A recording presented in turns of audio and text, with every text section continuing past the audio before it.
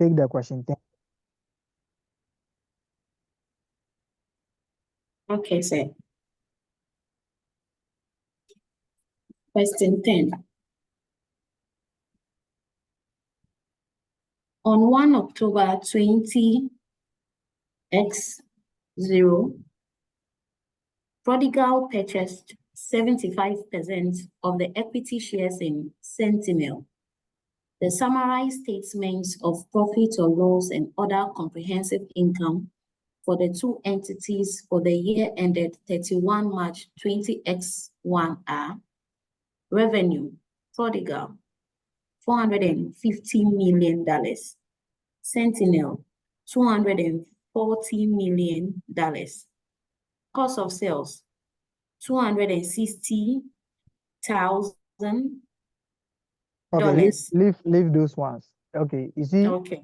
we assume that we are solving this question in the examination hall. So whenever you look at this question, I always told you that the first entity will always be the parents unless they want to do something else. So the first entity for financial reporting, the first entity will always be the parents. The second entity will be the subsidiary, and then the third one will be what? Will be an associate. Okay. So looking at the question, you just have to know that, okay, you just have to know that prodigal will be the what? Will be the parents. So what do? You take all the items for prodigal. You are consolidating. So you are going to be adding prodigal's item to that of the what? The sentinel.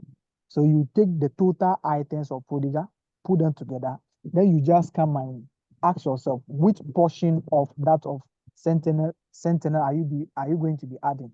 Because this information given about this information given about sentinel over here is for the full year. But the question is, what will be the portion or what will be the month portion of the profit that the parent is going to be having? When did the parent acquire the subsidiary? Is it from the beginning of the year? If it is from the beginning of the year, it means that they are owner of the subsidiary from the beginning. So the full year, they can have the share of the profits. It's just like you are selling foods in the market. So before you go to the market, I've given you 20 cedis. So that I've given the 20 cedis before you started what? Selling in the market. So any amount that you are going to be getting from the market will be shared among the two of us. The whole day amount will be shared. The whole day profit will be shared among the two of us because I've given you the money before you start selling for the day. So I can say that the part of the money I've given to you has also helped you to sell from the money to the end. So we can have a full share of the profits. But if you have started selling from 6 a.m. to 12 p.m. and I've given the money to you from 1 p.m., if you have the profit for the day, the only portion of the profit that I can have is from 1 p.m. to 6 p.m. because you have already used your own money to sell from 6 a.m. to 12 p.m. before I've given my money to you. So from the time I've given my money to you to that time, what is the profit? I can only have the share of that particular profit. So that if the parents are acquired the subsidiary 6 months to the end of the year, the parents will only have a share of the what? Of the 6 months worth profit. Because the first 6 months, they were not there. They were not there. So you first have to look at who the parent is. That is very important. And we know that the parent is prodigal. Then you just open your statement of profit or loss accounts. You open it like that. You take all the items of prodigal one by one. Okay. So let's come to the prodigal group. Okay. So consolidated.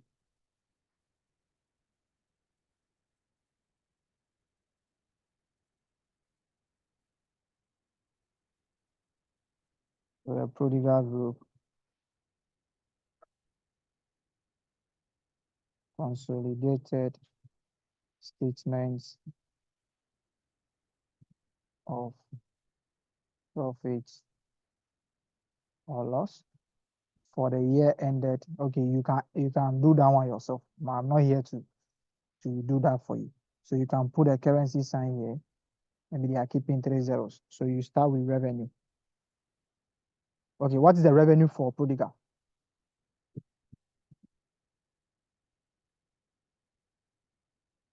450,000. Okay, so you put a 450,000 over here. Just leave, just do the parents. Okay, cost of sales is what? 460,000. Their cost of sales. Yes. So they are making a loss. 260,000. Okay. So 260,000. Okay. Then we have gross profit, Yes. isn't it? Yes, sir. The gross profit, don't bring any figure because there will be some adjustment that we'll be doing. So if you subtract your revenue from, or if you subtract your cost of sales from revenue, you'll be getting your profit direct. So we don't bring the profit. So we have cost of sales. So the gross profit you do, if you do your workings very well, you get a gross profit. What is the next item? Distribution cost. Distribution cost. So someone should help us share the question on the free page, the free IFRS page, because I can't share that now. Okay, someone is talking about she can't get the question there. So someone should help share. So we have the distribution cost. Mm. How much is that? 23,600. 23,600. Yes, sir.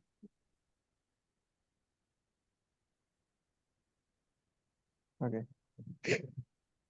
The next one is what?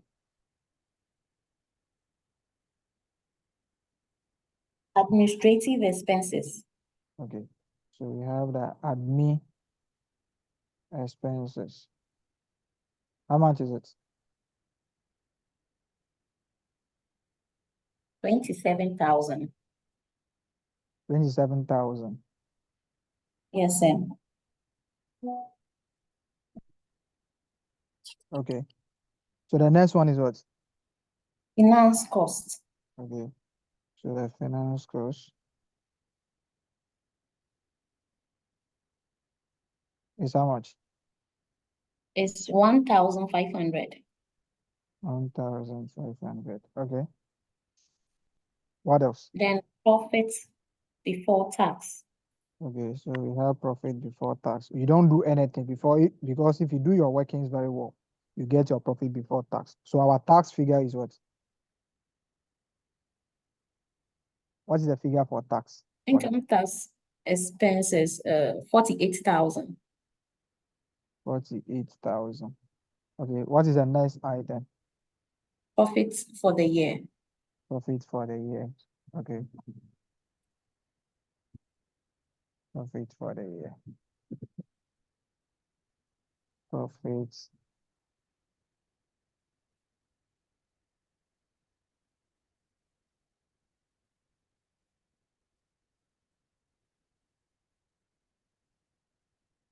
The profit for the year, we don't do anything. If you do your workings very well, you will get that particular figure.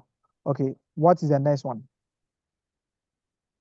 Other comprehensive income. Other comprehensive income.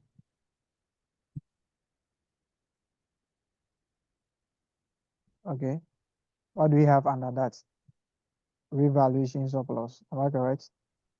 Yes, gain on revaluation of land. Okay. Do you have any for the parents? We have both for the parent and the subsidiary. Okay, the parent one is how much? 2,500. 2,500. Okay, because we don't know how many months has the parent acquired a subsidiary, we'll just leave the subsidiary figure like that. Then the next thing is that go and look for the acquisition date and also look for the reporting date. Okay, so let's look for the acquisition date. The acquisition was done on what date? 1st October 2010. Okay, 1st October 2010. Okay, the reporting date is what?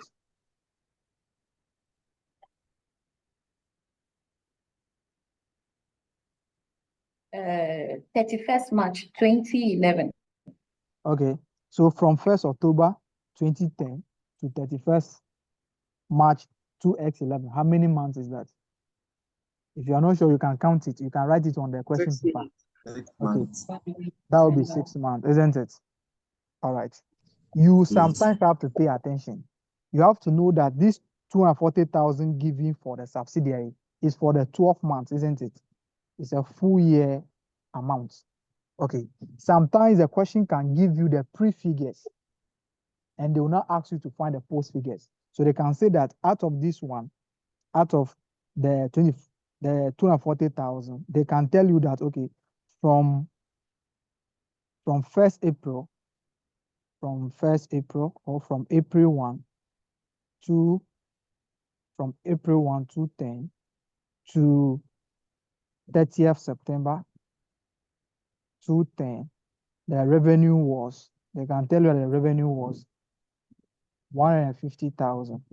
Okay, so what they are trying to say is that this particular figure is for the first 6 months and the last 6 months. And they are telling you that for the first 6 months, the company has made a revenue of 150,000. What will be the revenue for the last 6 months?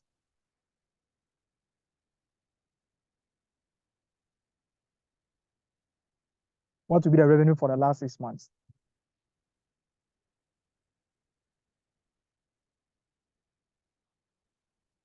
Are we here? The total revenue is 240,000, which is for full year. And they are saying that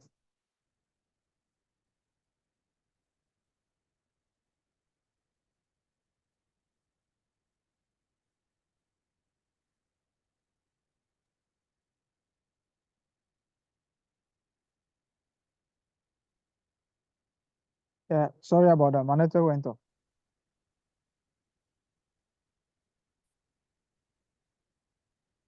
So I was doing some example there that this particular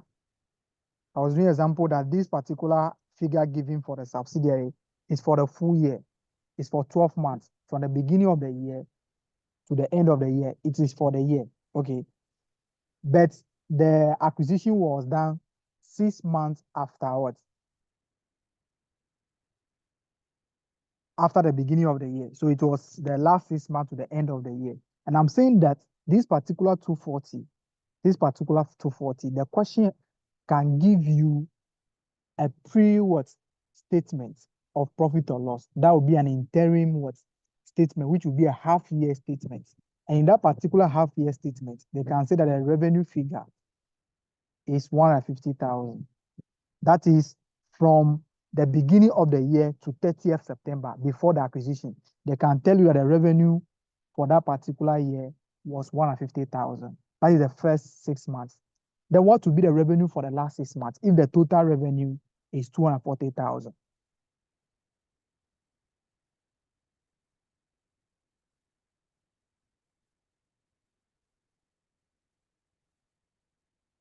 What will be the revenue for the last 6 months?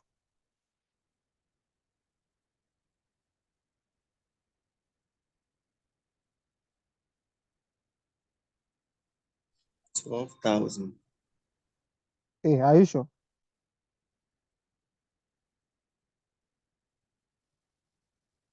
$90,000. That would be 90,000. Okay. The 240,000 over here is the first 6 months plus the last 6 months. So the first 6 months will be 1st April to 30th September. The acquisition was done from 1st October to 31st March next year. That is 6 months. And the 240 over here is the first 6 months, revenue plus the last 6 months revenue. And they are saying that the first 6 months was 150,000. The first 6 months is 150,000. So what will be the revenue for the last 6 months? It will be the total revenue minus what? The revenue for the last 6 months, for the first 6 months. So the question can give you the figures like this. You have to pay attention to it. But nothing is given to us like this. So what we are going to assume is that the revenue is constant every month. The revenue is constant every month. Yeah, Jocelyn, your hand is up. Yes, please. This one is not clear. Yes. The revenue side. So you just assume that the revenue is constant for every month. All right. They haven't given you the portion of the revenue that is for 6 months and the portion of the revenue that is for the last 6 months. So you just assume that the revenue has been accrued what evenly throughout the year. But I'm saying that they can give you the revenue for each year. So the people have started operation 6 months for the year before you have acquired them. So the revenue given to you over here is the revenue for the year, which is for the 12 months. The question can give you the interim accounts for the first half of the year. That will be from 1st April to 30th September. That is before the acquisition. They can give you the interim profit or loss account. In that particular account, they can say that the revenue is 150,000. So total revenue of 240,000 is the first 6 months plus the last 6 months. Now they are saying that the first 6 months is 150,000. Then what will be the revenue for the last 6 months so that you have a total revenue of 240? You just subtract your 150 from the total revenue of 240. And that was how come someone has given us 90. But this one, the question is not giving us anything like that. They have just given us a revenue and they haven't separated it. So if you are just giving the revenue without any separation, you assume that the revenue is constant for every month. So you just find 6 months of the revenue. You just find the 6 months of the revenue because this revenue is a full year. So people have been operating for 6 months before we acquire them. So it means that we only have a 6-month share of the profits because we acquired them in 6 months. So what was the profit made during that 6 months? That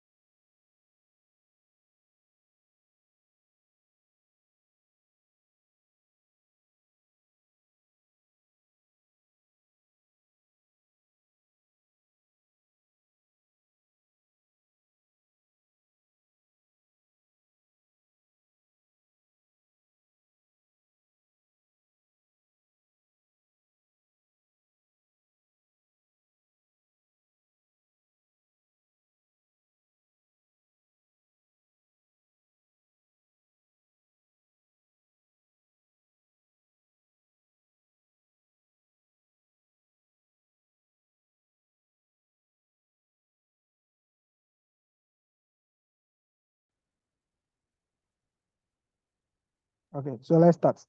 So the post-acquisition period is what? It's 6 months, isn't it? The post-acquisition period is 6 months. Is that correct? Yes, sir. So what we do is just we find 6 months of all their items.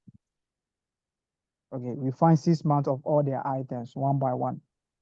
Okay, so let's look at the revenue. So the revenue will be plus 6/12 times 240,000.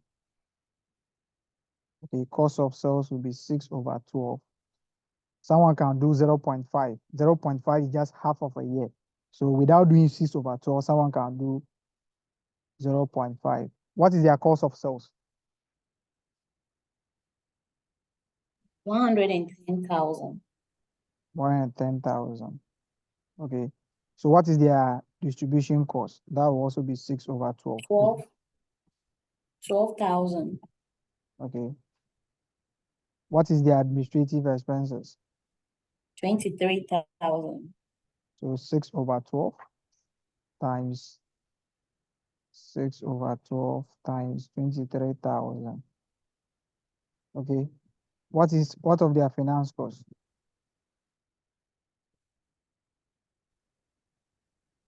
The finance cost is what?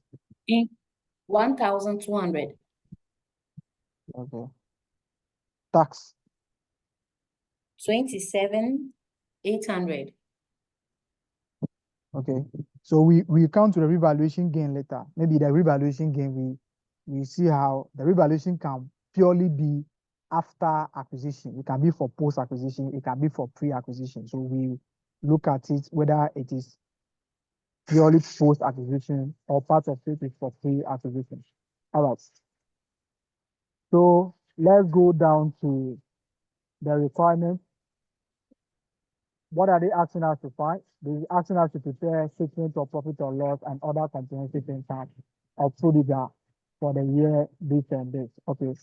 So that is what we are doing. Sometimes the question can ask you to calculate goodwill. All right. So let's take them one by one. The footnote. The footnote. Okay. All right. The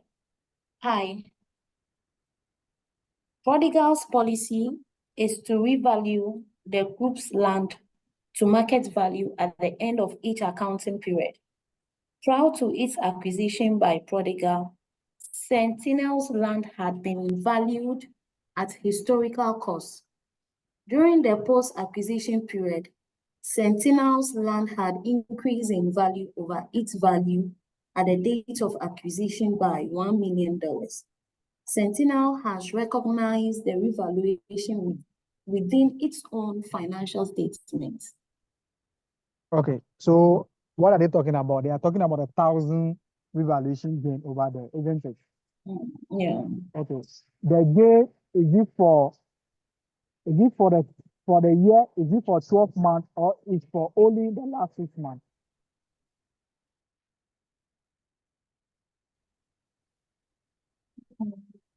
The 1,000 is it for the last 6 months or it is for the full year, which is 12 months? Looking at what they have said over there.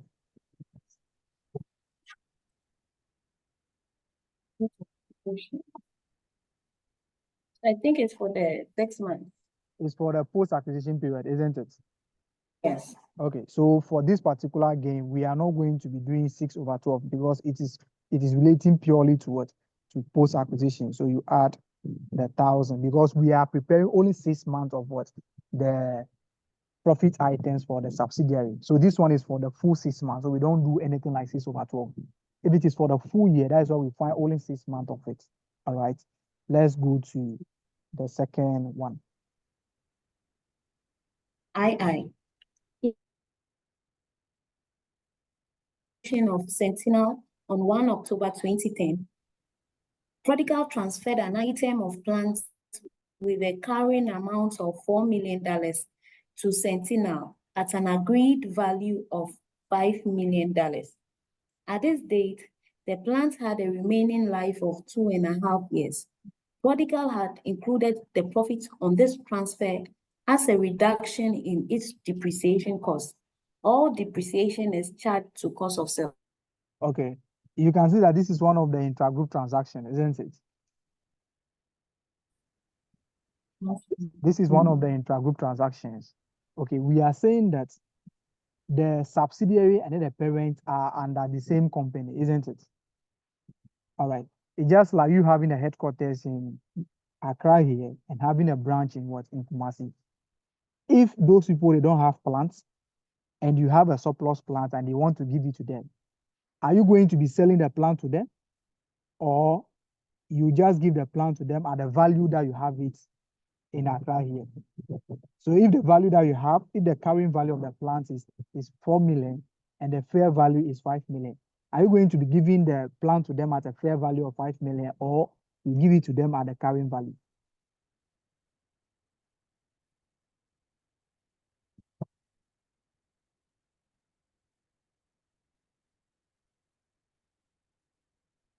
Please, can you hear me?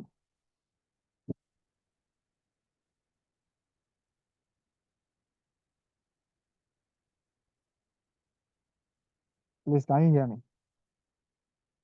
Sir, we can hear you. All right, so if you can hear me, answer my question. I'm saying that you have a branch in Kumasi. Okay. I'm saying that you have a branch in Kumasi and the head office in Accra here. You have a plant that you are not using, but the branch in Kumasi, they need the plant. If you are going to give the plant to them, are you going to give the plant to them at the value that you have them over here, or you give the plant to them at a value higher than the value that you have? At the value that you have. At the value that you have, isn't it? Yes. Okay. So the plant's supposed to be given to the subsidiary at what? The carrying amount. Which is 4 million, isn't it? Yes, sir. Yes, sir. But it has been given to the subsidiary at what value? 5 million. 5 million. So the parent will be recognizing a gain of what?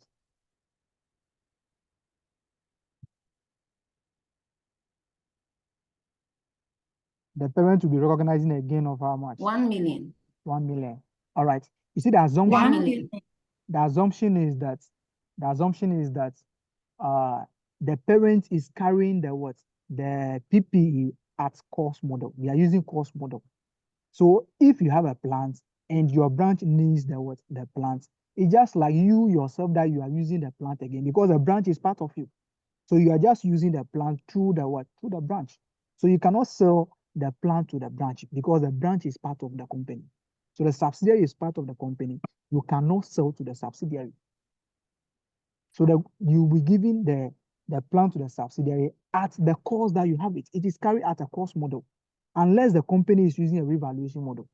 If the question says that the company uses revaluation model to account for its PPE, then they are right to transfer the asset to the what? To the subsidiary at fair value, because they have to revalue the plant or the PPE before they transfer. But for this one, we assume that the parent or the one transferring is carry the asset at cost model. Therefore, the asset can only be transferred to the branch or to the other company at carrying value, not fair value. So the parent will be recognizing a gain of 1 million, and they say that the gain has been recognized as a reduction to what? Depreciation cost, isn't it? Yes. Okay. So it means that if you go to the statement of profit or loss for the parents, their depreciation is charged to cost of sales. The depreciation, they have reduced their depreciation value by 1,000, isn't it? Because depreciation is a cost. Depreciation is a cost, and the gain is an income. So if you are reducing income against a cost, you'll be subtracting the income from the cost. So they have subtracted 1,000 from the depreciation. So they have understated the depreciation. So what you do is that you will come to this place, then you now add the 1,000 back, because the 1,000, they should not recognize a gain on a transaction. So you add the 1,000 back to the cost of sales. All right. What is going to happen again? The subsidiary should have been recognized the plant at 4 million. Okay, they should recognize the plant at 4 million. Okay, but they are now recognizing the plant at what? 5 million. Is that the case? Yes. Okay, so at the time from 1st October, from 1st October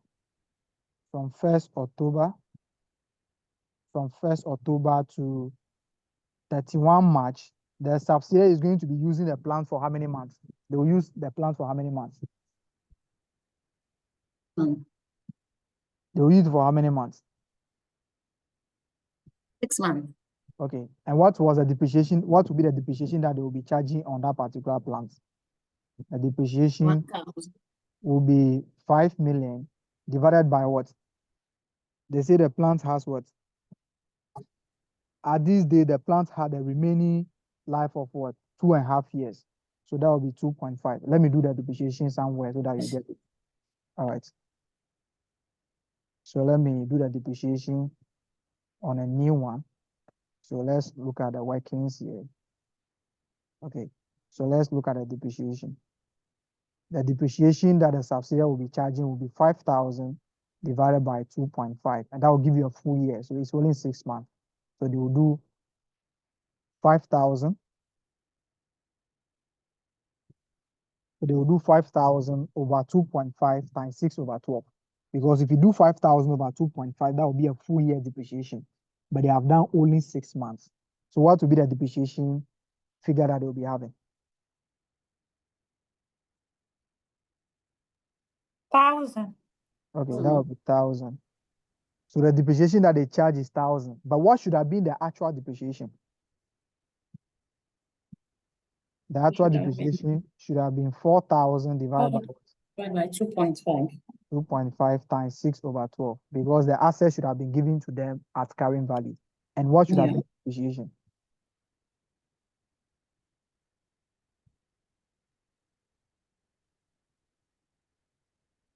What should That have would been? have been 0.8. Okay, that would be 800. 800. 800, yes. So what have the depreciation should have been 800, but they are charging what, 1,000? What is happening there?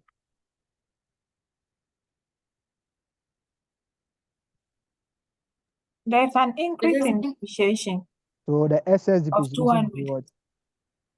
200. Okay, the excess depreciation will be 200.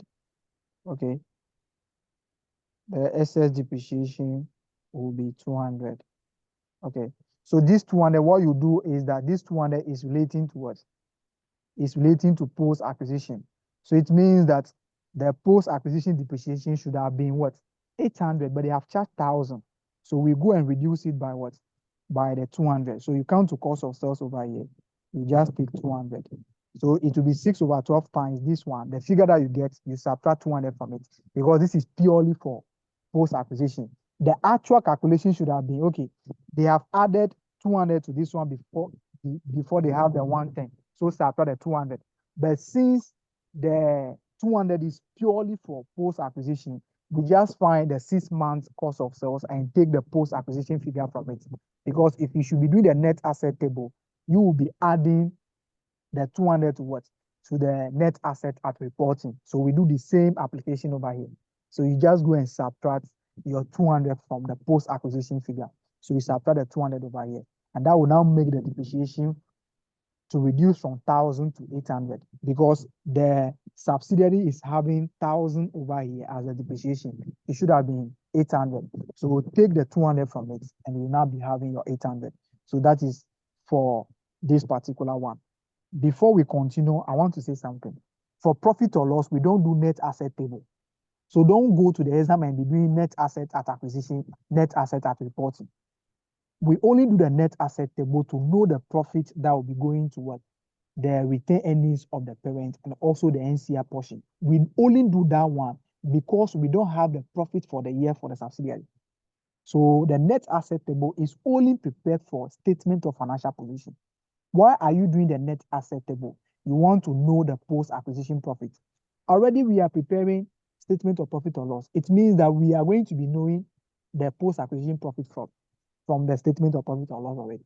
So don't go there and be doing net assets. The only net asset that will be important for you is the one at acquisition. That will help you to do calculation of goodwill. But that one also, I will show you how you can go about that one. So NCA calculation, group return earnings, those things are not needed over here. The only calculation that you'll be needing is what? Is the goodwill, because sometimes they will tell you that the goodwill has impaired by this figure. How will you know the impairment? You have to know the goodwill before you know the impairment. So those net assets, those NCI, those group return earnings, those calculations are not needed over here, because those items are statement of financial position items. They are asking us to prepare statement of profit or loss. Okay, let's go to, so we are done with that particular side. We are done with the II. We are done with the II. Okay, so we have done that one already, and that is that. Let's come to the III, the Roman number 3. III. Okay. After the acquisition, Sentinel sold goods to Prodigal for $40 million. These goods had cost Sentinel $30 million. $12 million of the goods sold remained in Prodigal's closing inventory. Okay. Okay. So this is intra-group trading, isn't it? Yes, sir. Yes, Okay. sir. So you can see the total goods sold is what? Is 40 million, isn't it? Yes. Were all the goods sold? No. Okay. If all the goods were not sold, then it means that there will be some portion of unrealized profit, which one of the company is recognizing. You see, the two companies will be keeping their separate financial statement. They will be keeping records. So whenever you transfer a goods from your head office to the branch, you are going to be keeping records of that one. So you assume that you have sold the goods to the branch, but the branch will receive the goods. The branch is supposed not to make profit on the sale. They are selling the goods on your behalf. So they can't make profit on the sale. So they will sell the goods, then they will now tell you that, okay, this is the amount of goods that we have sold. So you have given them a goods of what? 40 million. At the time that you are transferring the goods, you are saying that you have sold to them at 40 million. But they are now telling that they are able to sell only 28 million of the goods. Are you going to be recognizing the 40 million as sell again, or you recognize only 28 million? 28 million. 28 million. So it means that at the time that you are preparing your own financial statement, you have recognized revenue as 40 million, and you have recognized all the profit on the what? On the item. Now you are coming to combine the two financial statements now. The only sale for the group will be the actual sales made by the what? The company that is selling the goods on behalf of the other one. So the actual sales for the group now will be 28 million. In the revenue for the parent, they will be having 40 million because, okay, it is the subsidiary that is selling. In the revenue of the subsidiary will be having a revenue of 40 million because they assume that they are selling to what? To the parent. But in the revenue of the parent will be having 28 million because they have sold only 28 million of the goods. So what will happen? The actual sales is now what? 28 million. So let's go and remove the parent portion of what? Of the sale, which is the 40 million, to now have the 28 million. So we'll go and remove all the sales. So we come here and remove all the 40,000 here. And this one too, you come here and remove the 40,000 because the parent will be recognizing the 40,000 as purchases. So you come here and have 40 million. Okay. All right. This particular cell is for post-acquisition. It's mainly for post-acquisition. Sometimes they'll give you that the company has been selling to the other company 2 million goods per month. So the only thing is that the first 6 months, there was no acquisition. So we only take into consideration the post-acquisition what? Sale. So for you to find a post-acquisition sale, you just multiply your 2 million, which is the monthly sales, by 6 to get a 12 million. But the question can also give you the post-acquisition sale directly. Okay. What is the total profit on the sale? What is the total profit on the sale?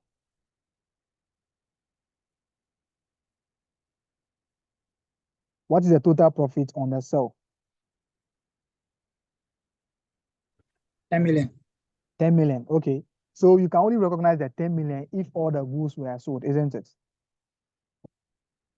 Okay. So Yes. we have provision for unrealized profit over here. Okay. The total profit will be the selling price minus the cost price. You can see the question is telling you that the goods has cost the Sentinel 30 million and they are selling it for 40 million. So it means that the profit on it is what? Is 10 million. Okay, so if you're able to sell all the 40 million, you recognize a profit of what? 10 million, but you are not able to sell all. So what is the portion of the goods left? What is the portion of the goods left? 12 million. 12 million. So what portion of the profit is relating to the 12 million? So you do 12 over 40, which is portion of the goods left divided by what? The selling price. Because the goods given to you, the 12 million is in selling price. So if you sell all the goods, the 40 million, you have a profit of 10 million. Now you have 12 remaining. It means that you have sold 28 million. So what portion of the profit is relating to the 12 million? That will be 12 over 40 times 10 million. What are we getting?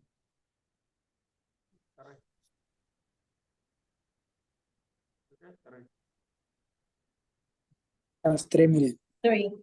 That will be 3 million. Okay. So it means that the profit that you will be recognizing is what? Is 3 million. Okay. I have explained these ones in the introduction to group accounts. Okay. Let me use this opportunity to explain this again. Okay. Let me use this opportunity to explain the rationale behind this particular thing. Okay.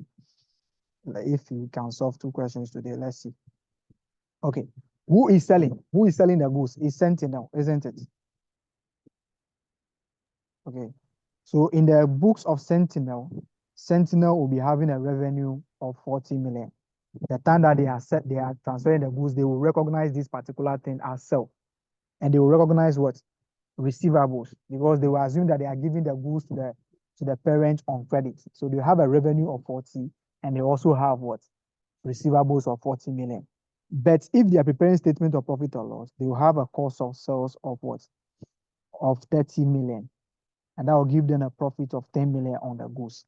In the books of Prodigal, who is the receiver, Prodigal is just selling the goods on behalf of the subsidiary. If you acquire a company in Nigeria, why are you acquiring that particular company? Because you want to have existence in Nigeria. You want to sell your goods to the citizens of Nigeria. So you'll be using the subsidiary to sell your product to people in Nigeria. So whenever you give the goods to the subsidiary will sell the goods on your behalf. You are not selling to the subsidiary because the subsidiary is now your company.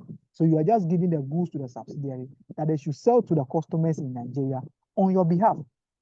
So if you give the goods to them, the sale that the subsidiary will be making will be the sales that you have made because they are selling the goods on your behalf. It's just like you give something to your friend to sell. You have given a phone to your friend to sell. You have given 10 phones to your friend, and your friend has sold what? 7. Since your friend and yourself are keeping records, you are going to be recognizing your books as you have what? Giving 10 phones to your friend. So if he is able to sell, this is the profit. You have recognized that already. Your friends will also receive the 10 phones and keep records of it. Now your friend is telling that he is able to sell only what? 7 phones. It means that you have to adjust your 10 phones that you recognize as revenue to 7 million right now. The same thing applies to the parent and the subsidiary. So in the books of the parents will now be having a revenue of 28 million because they have 12 million of the goods left. They will be having cost of sales of 20. They will have a cost of sales of 40 million. 40 million minus 12. That will also give them 28 million. They're supposed not to make profit on the sale. They are selling on behalf of the subsidiary. Okay.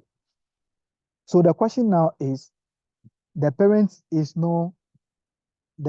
has not sold 12 million of the goods. So it means that the subsidiary have to adjust this particular one now to 28 million. So you can see that that was the reason why we subtracted the 40 million, because we are putting the two together. So we are going to be putting the subsidiary 40 plus the parent 28. We will be having 68 million relating to one particular product. So the parent cannot sell or the subsidiary cannot sell to the parent. Let's remove the sell. That is why we remove the 40 to be left with what? 28. Okay, and that is the actual sales now. All right. Let's now come here. We are removing 12 million from this one. Okay. The 30 million is relating to all the 40 million goods. So what is the cost of the remaining goods that are yet to be sold? What is the cost of the remaining goods that are yet to be sold? How do you find that? How do you find that? You can only find a profit element on this one. And the profit element on the remaining goods is what? Is 3 million. So what will be the cost? What will be the cost price of the remaining goods? The selling price is 12 million, and the profit on it is 3 million. What will be the cost of the remaining goods? 50 million. Are you sure? 27. Are you sure? Is it not 9 million? It will be 9 Nine. million. The cost will be 9 million. So that if you subtract, you'll be getting 21. You see that the actual profit now will be 7 million. The actual profit now will be what? Will be 7 million. Okay, so this is how we're supposed to adjust this particular figure. The 12 million should be taken from that because the subsidiary will be making a zero profit. So 28 against 28 will be zero. So we only adjust the parent what? Figure. Okay, let's now come here. Let's now come to this one. This will now take us to. So have it in mind that the cost included in cost of sales relating to the goods that are yet to be sold to be supposed to be 9 million, isn't it? All right, supposed to be 9 million. All right, let's come here. The cost of sales. The cost of sales. We are removing what? What are we removing here? We are removing 40 million over here, but the figure that will be in the subsidiary amount over here, the figure that will be in the subsidiary's amount over here will only be 28 million. The subsidiary having 28 million over here because we are removing 40 million, which is the sale for the parent, which is also the cost of sales for the subsidiary because the subsidiary will recognize this as cost of sales. And that's why we have the 40 minus 12. They have 40 as cost of sales. But the only figure they have over there is 28 million. It's 28 million. But we are subtracting what? 40 million. How much are we subtracting in excess? How much are we subtracting in excess? 12. We are subtracting 12 million, isn't it? Okay. We are subtracting 12 million. Okay. So we should have subtracted 28 against 28. Okay. But what is the cost included in the cost of sales of the parents relating to the goods that is yet to be sold? The cost is 9 million. We are going to adjust the cost of sales of the parent also by 9 million. Okay. But now we are subtracting 12 million. We should have subtracted 9 million, but we are subtracting 12 million. What is happening? It means that we are subtracting 3 million in excess, isn't it? Yes. Okay. So how do we correct the 3 million now? You go and add the 3 million back to the cost of sales. The cost that you should adjust from the parent figure is 9 million, but you are subtracting 12 million in excess. You come and add the 3 million back over here. And that is why we add the provision for unrealized profit back. The figure that we should adjust against the cost of sales of the parent is supposed to be 9 million. But we are subtracting 12 million. So we now bring it back to the 9 million by adding the cost of sales back. That is very simple. Let's go to the next one. All right.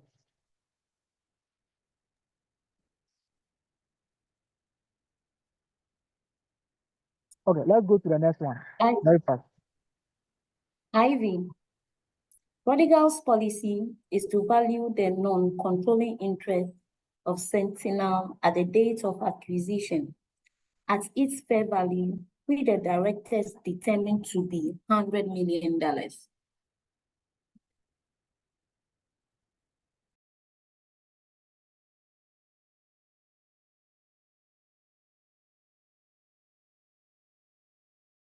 What are they telling us? They are telling us to calculate the what? The NCR, isn't it?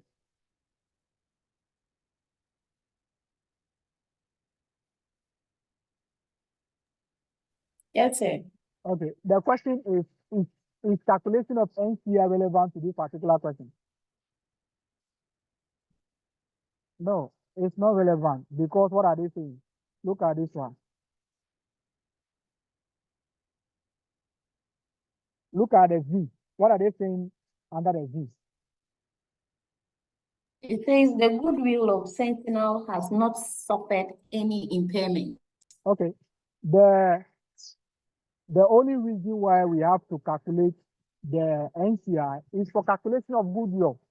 But they are saying that the goodwill has not suffered any impairment. So calculation of NCI is irrelevant unless the question is asking you to calculate the NCI. Okay. B, prepare extract of the equity section including the non-controlling interest of the consolidated financial statements. So, okay, so the NCR calculation will be relevant because of the B section of the question. Okay, so let's now go and do the B section of the question. That will be calculation of NCI. So I can put a B somewhere here so that I can calculate my NCI here. So let's look at the B, the NCI. Okay. So let's look at the fair value of the NCI at acquisition. So at acquisition, what is the fair value of the Sir, Yes, senior, senior, please. uh, sir, please, Ivan, I think the question has given us the fair value already, or still we need to calculate it because they said prodigal policy is to value the non-controlling interest of Sentinel at the date of acquisition at fair value, which the directors determined to be 100, Okay. I was 100 I, million. I was thinking that is the value per share. Okay. So I didn't see that one well. So the fair value of the NCA is 100 million. I was thinking they are giving you per share. The value per share. No, Okay. they have, that one has been determined already. Okay. So that one, the NCA value has been given to us already. So the NCA will be 100 million, which will be 100,000. Are we okay? Okay. The next thing that will come over here is a share of what? Post-acquisition profit, isn't it? That will give us the NCA value at the end. So let's go. We are going to determine the share of the post-acquisition profit from this particular question. So let's look at the last footnote. Okay. They are saying that all items in above statement of comprehensive income are deemed to accrue what evenly over the year unless otherwise what indicated. So the otherwise indication is what I've given to you first, that they can give you the financial statement, they can give you a half-year financial statement, which we call the pre-acquisition statement of profit or loss. Then you have to now look at how you get the other items. I have a question over there, which is the question 10, and it's asking you to do that. Okay, so this is the only adjustment that we have to do. The only workings that you have to do is the group structure. You show the group structure, the acquisition date, and also the post-acquisition date. Apart from that one, we don't have to calculate goodwill because there's no impairment of the goodwill. We don't have to calculate the group return earnings. We don't have to show net asset at acquisition, net asset at reporting. We only do that for statement of financial position. So we don't have to do any other adjustments. We just go straight forward to determine our profits. And I will show you one of this one, the importance or another side of this one is the share of the profit. How do we share the profit among the parent and then the NCI? So let's go. Let's put the items together and we look at how to share the profits. All right. So let's come here. What will be the total figure for the revenue?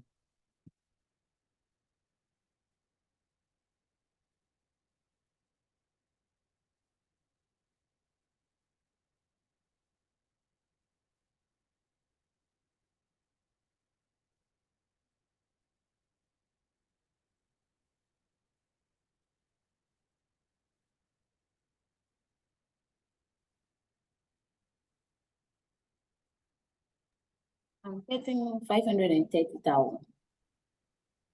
Okay, I'm sure that will be the answer. Okay. Can someone confirm that? Okay. Yes. Okay, 530,000. Let's count the cost of sales.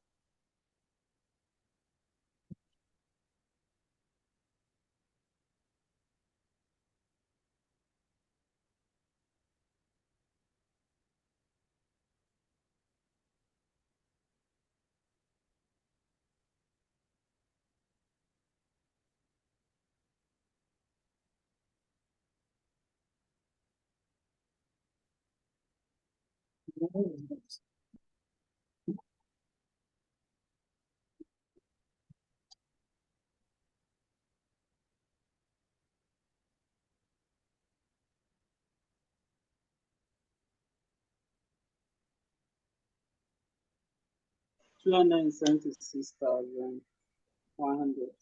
Are you sure? I'm getting 278800. Can someone confirm that again? 2293. Hey, another figure again. Let's confirm it.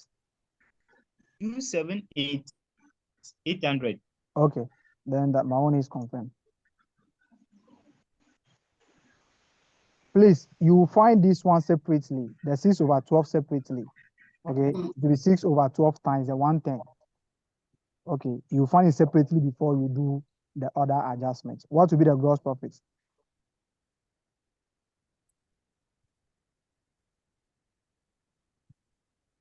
$251,200. Okay, 251. 251,200. Okay, what will be the distribution cost? Would that be 240? 200? Okay, it will not be 242. 29,600.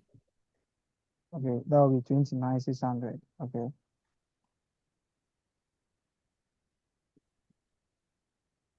Okay, this one, I don't know. Sometimes they can ask you issue about the, they can also have issue about the fair tax on the unrealized profits. We have done income tax and I've explained the deferred tax implication of the provision for unrealized profits. I've done that. So the provision, there will be a deferred tax on the profit of 1,000, which the company is recognizing as a gain. And there will also be issue about the provision for unrealized profit because the parents will be estimating the subsidiary will be estimating their profit on the 10,000. In their separate financial statement, they will be estimating the profit on the 10,000, which is the 40 million goods sold minus the 30 million cost. So their tax figure is estimated based on this figure. But in actual sense, the profit now is 7,000. There will be an unrealized profit of what?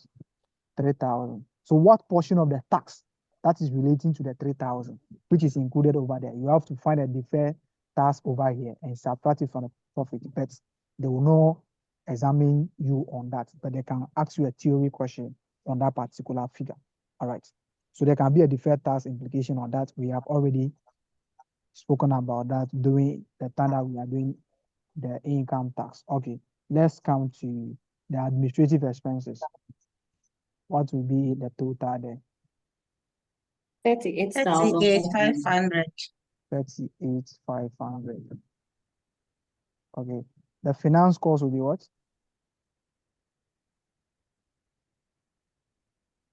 Would that be 1,700? 2,100. Okay, 2,100. sorry, 2,100. So what will be the profit before tax? $181,000. It will be 181,000. 181. 181,000. okay, 181,000. Okay. Yeah. Let's come to what will be the tax? What will be the total tax figure? 61,900. 51. 900. Okay. So the tax will be 61,900. 61. 60. So 61,900. Okay, what will be the Yes. profit for the year?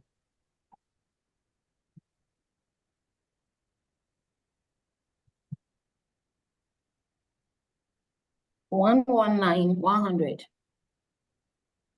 111. 119. The ones Nine. are One. three. The ones are 2 before 9. Can you making it like you are not accountant? 1191,000. Exactly. Okay. So 1191,000. So this is the profit for the year, isn't it? Yes, sir. So the revaluation gain is what? So let's find the total comprehensive income for the year. So you add a 3,500 to it. I'm getting 122,600. Okay. So you will now come to how you can share the profits. So profits attributable. So we find the distribution of the profits because you can see that this particular profit over here, part of it will be for the parent, part of it will be for the subsidiary. So profit attributable to the parent company or the parent holding, and then the NCI. So we find that one, then we come to the share of the other comprehensive income too. We share the other comprehensive income. So other comprehensive income or total comprehensive income attributable to them. We have the parents company and then the NCI. So this is the most difficult part of this particular question. So what we do is that you can see that included in this particular profit, we have the profit that relating to the parent itself, because you can see that we have the parent items over here. So part of the profit will be relating to the parent itself, and part of it will be relating to the subsidiary too. Okay, I can show you so many ways of getting this. Let's go to the statement of financial position. Okay, what is the profit relating to the parents?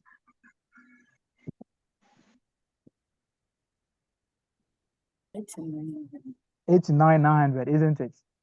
Yes, sir. Okay, the question is there any post-acquisition adjustment that is going to be affecting the parent profits? So you can look at the question and look at it, or you can also take the subsidiaries profit and adjust it with the parent with the post-acquisition items and just find the NCI portion of it. Or you can also start from the parent side. So you can also start from the parent side. The parent profit is 89,900. Let's now take our footnote one by one and see whether there is an item that is going to be reducing the parent profit. Okay. Let's look at the transfer of this one. The transfer of this particular item. Who is recognizing the profits? The footnote I. Footnote 2. Who is recognizing the profit of 1 million? The parent. So it means that the parent profit of 899, there will be 1,000 that should be taken away from it. Are we okay? Okay. Okay. Who is selling the goods?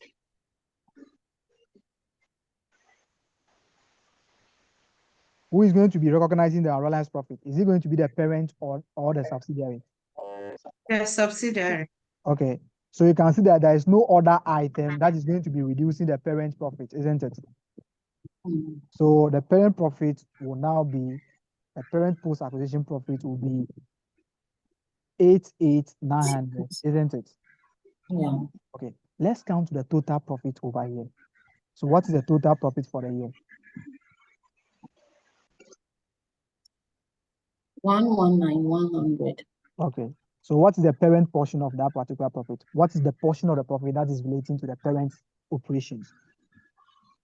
75. 88,900. 88,900, isn't it? Yes. So what will be the profit for the subsidiary? The difference. Yes. The difference will be what? 3,200. 3,200. So this will be the subsidiary's profit. So you can just share this particular profit among the parent and then the NCI. So NCI will be having 25% of this. The parent will be having what?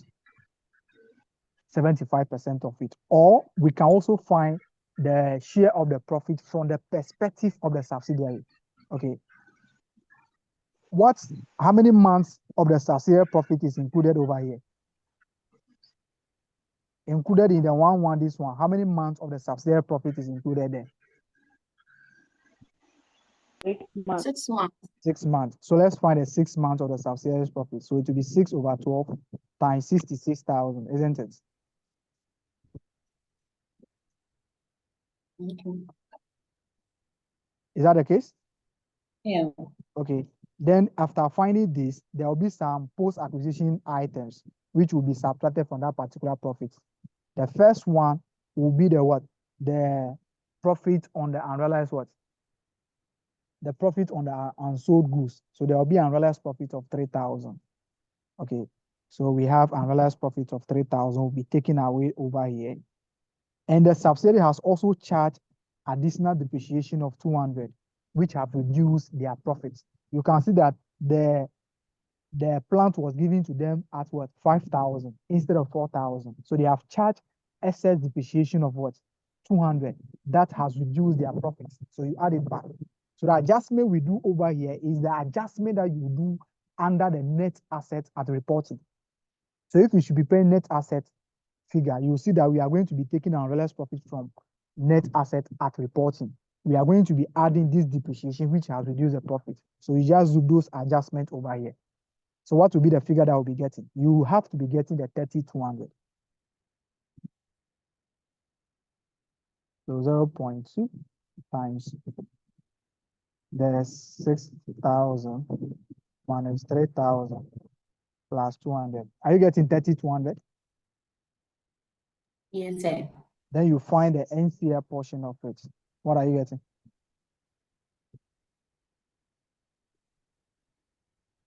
$7,550. Are you correct?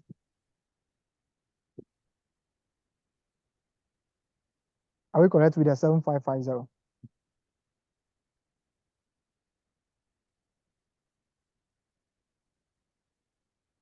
Is the Yes, sir. 7,550 correct? Yes, sir. Okay. What will be the parent share of the subsidiary's profits? That will be 0.75 times the 30,200. What are we getting? I'm getting 22,650. Is that correct? 2265. Yes, sir. So you add it to the parent's own profits. That will give you 8,900. What are you having? You should be having 11,550. Okay, then you now have your 119100. Okay, that is the share of the profit. But in the exam, what you do is that you only share, you find the NCS share of the what? Of the subsidiary profit. The answer that you get, you subtract it from the total profit. That will give you the parent profit. Okay, let's now come to the NCI. What will be the NCS share of the total comprehensive income? Okay, you see that this will be the NCS share of the profit itself plus the NCS share of the what? The revaluation gain. That will be the NCI share of the total profit for the NCI for the subsidiary. And the subsidiary has a revaluation gain, which is post-acquisition gain of what? 1,000. So NCI will take 0.25 of that, which will be multiplied by the 1,000. This means that the total comprehensive income for the subsidiary will be 30,200 plus the revaluation gain. So if you prepare the net asset, you'll be getting 31,200. But out of this, 1,000 is for revaluation and 30,200 is for the profit itself. So you share it, and that will give you the NCR portion of it. So we have the 775 plus 250. I'm getting 7,800. Is that correct?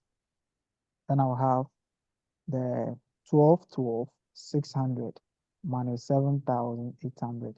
That will be the parent share of the total comprehensive income. Or this can also be calculated as the parent share, which is 111,550 plus the parent share of the what? The post-acquisition gain. Because the only thing that is making this particular profit over here is the gain of this particular one. Okay. So, okay, this cannot be like this. It will be, the parent is having a gain of 2,500 already. So we add the 2,500 plus the parent share of 0.75 times the 1,000. That will give you a parent share of the total comprehensive income. It's very simple, and this is the most difficult side of the profit or loss, how to share the profit. The profit that you'll be sharing is just the post-acquisition profit. So you ask yourself, I'm just calculating this particular profit for post-acquisition period.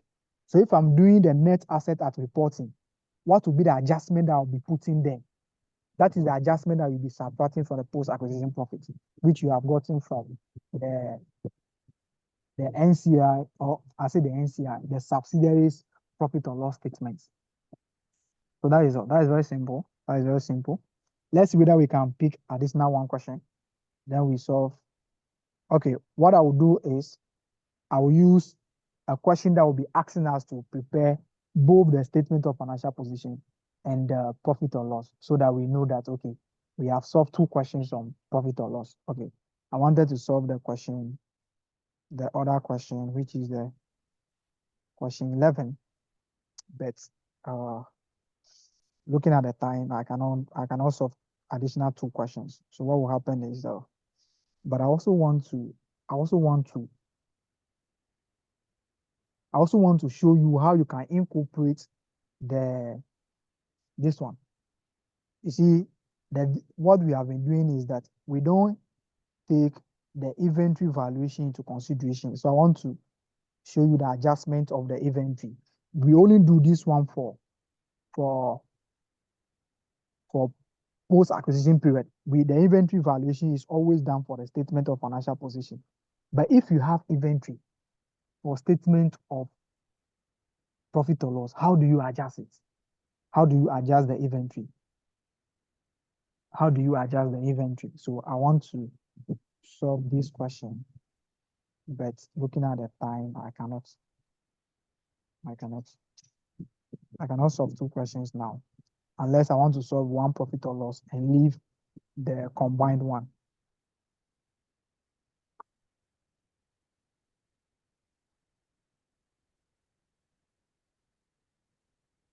Okay, so let me just solve this one. Let me solve this, and I'll just demonstrate how you use the combined one. Okay, how you prepare the combined one. The combined one is just the way you prepare the statement of financial position. You just prepare it like that. You prepare the net assets, the group return earnings, the NCI. So how you prepare the statement of financial position, you are going to do all those workings.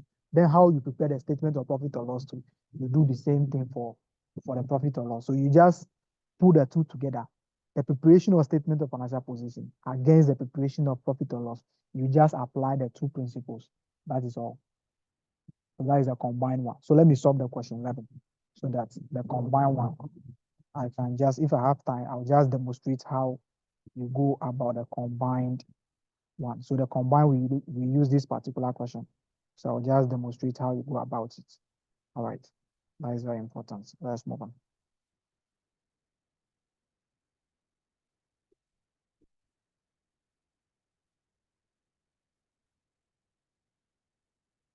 Okay, so let's look at question 11. Auntie Bernice, are you there? Yes, sir. Okay, question 11. Question 11. Yeah.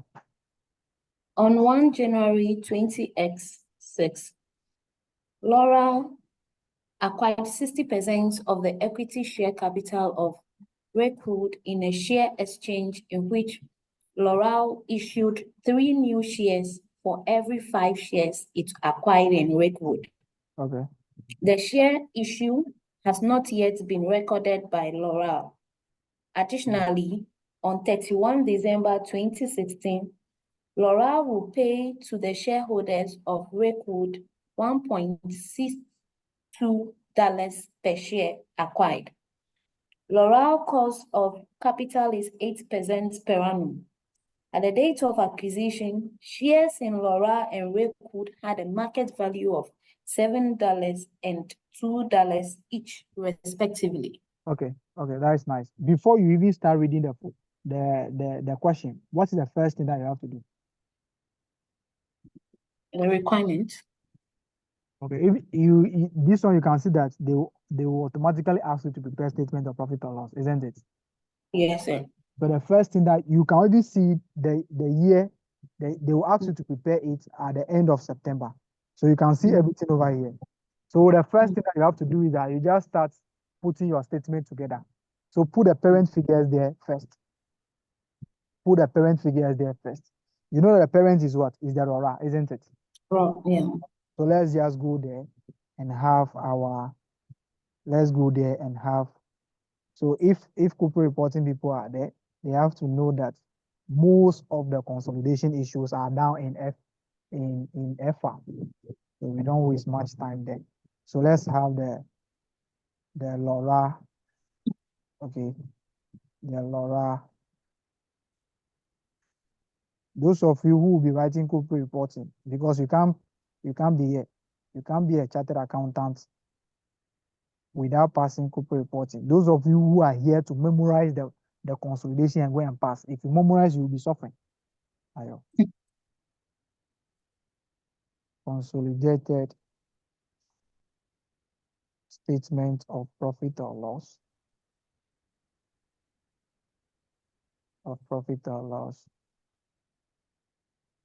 For the year ended, you add the year. I'm not here to add a year. Okay, so let's look at this one. So let's look at the revenue. What is the revenue for? Revenue. 84,500. 84,500. I hope we can still determine the number of months that they have acquired the post-acquisition period, because the acquisition was done on 1st January. The reporting date is what, 30th September. How many months is that? 9 months. So we can start consolidating the subsidiary as well. So that will be 9/12 times what? 52,000. 52,000. Okay. So let's count to cost of sales. 58,200. 58,200 times 9/12. Yeah. Okay. Times 34,000. Times 34,000. Okay. Then we have the gross profit, isn't it? Yes, Okay. distribution cost. Okay. Distribution cost. 2,000. 2,000 plus 9/12 times what? Times 1,600. 1,600. What again? Administrative expenses. Okay. That will be 4,100. 4,100 plus 9 9/2. times 2,800. 800. So we have finance cost, isn't it? Investment income first. Okay. So the investment income, okay. Yeah. Solving this question will be okay. That can be a share of associate profits. So investment income. So sometimes you have an associate. Okay. So maybe you can read the question down to see whether there's an associate there. So what is the investment income? Investment income 500. Okay. Do you have any for the subsidiary? Yes, 400. So plus 9/12. Okay. Times 400. Maybe sometimes some of the income will be for the post-acquisition period. But if you realize that it's for the post-acquisition period, you just come and cancel what you have written. Okay. You just cancel the 9/12 and move on. Okay. Or you can just change it to 12/12 times that one. That's okay. So we have the finance cost, isn't it? Yes, sir. Okay. So finance cost is how much? 300. 300 plus 9/12 times what? 0. Nil. Okay, they don't have finance cost, isn't it? Yes. Okay, so let's just leave that one like that. Okay. Then the next one is, you see, since we have investment income, the investment income can be relating to associate. So you write share of associate profit here. If there is no associate, you can just put 0 there. Share of associate profits. Okay, so since you have investment income, there can be an associate. So write share of associate profit before you move on to the next item. If there is no associate, just put 0 there as the profit. All right. What is the other item?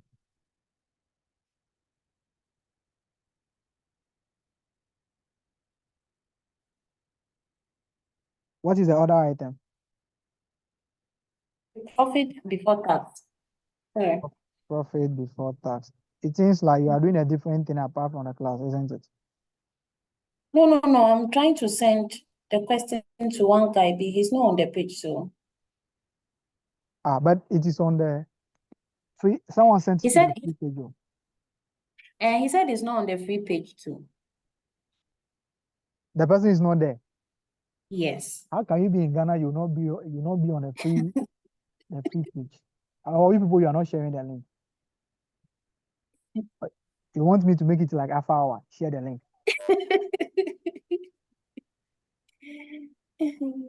All right. So the next one is what? Income tax expense. Okay. So we have the income tax. The figures were what? 4,800. The income tax is the expense. Sometimes they can have a relief. So you pay attention very well to see whether Okay. the other It's people an is having it. expense. It's an expense. So sometimes they can give you a relief. The relief will be an income. So that will be subtracting. So 9/12 times what? 3,600. So 3,600. So we have the profit for the year. Yes, sir. Okay. Do you have any other comprehensive income? No. Okay. So you just leave it like this. So with this one, let's start reading the footnotes now, one by one. Okay. Okay. So let's start from the top. Okay. So that particular information will help you. Let's see whether, you see, these things are not necessary because you don't have to determine a good job. These things are consideration. So they will help you to determine good job unless they are asking you to calculate a percentage of impairment on a good job. That is why these things will be relevant to you. The top over here will be relevant to you. You are not preparing statement of financial position. These things will help you to determine your good job. But one of it will help you to determine your finance cost. You can see that we are having deferred consideration, isn't it? So we use only the deferred consideration portion to find the finance cost. The finance cost will be charged to the profit or loss of the parent. So let's go and see whether we are having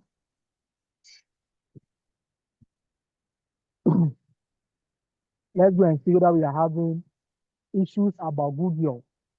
If we have issues about goodwill, then we can do that one straightforward. Okay. So they are asking to calculate the consolidated goodwill at the acquisition of this particular one. Great. You can see that there is no impairment of the goodwill. So if the question should not be asking us to calculate goodwill, the information given about the purchase consideration will be useless to us because those information will be used to calculate goodwill. But since they are asking us to calculate goodwill, then it means that we have to utilize that particular or those information to get the goodwill that they are asking us to calculate. So let's go and look at the A.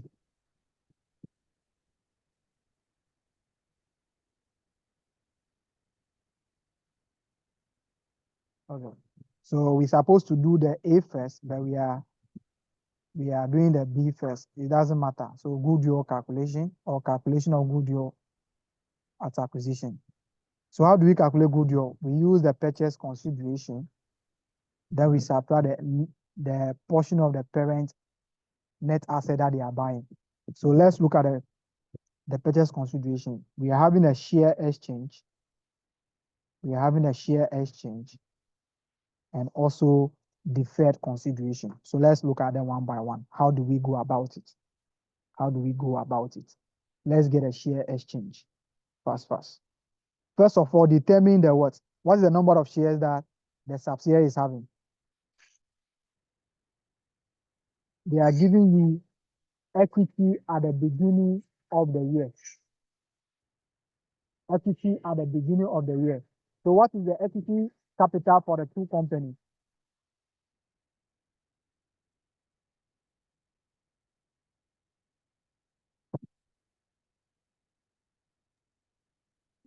What is the equity capital for the two companies? 20,000 and 2,000. 20,000 is for the parent. 35,000. Are you sure? The equity capital. So 20,000 for parents and 20,000 is for the That's parent. 20 million. Okay. For the parent and 15 million for the subsidiary, isn't it? Yes. Okay. Then what will be the number of shares that the subsidiary will be having?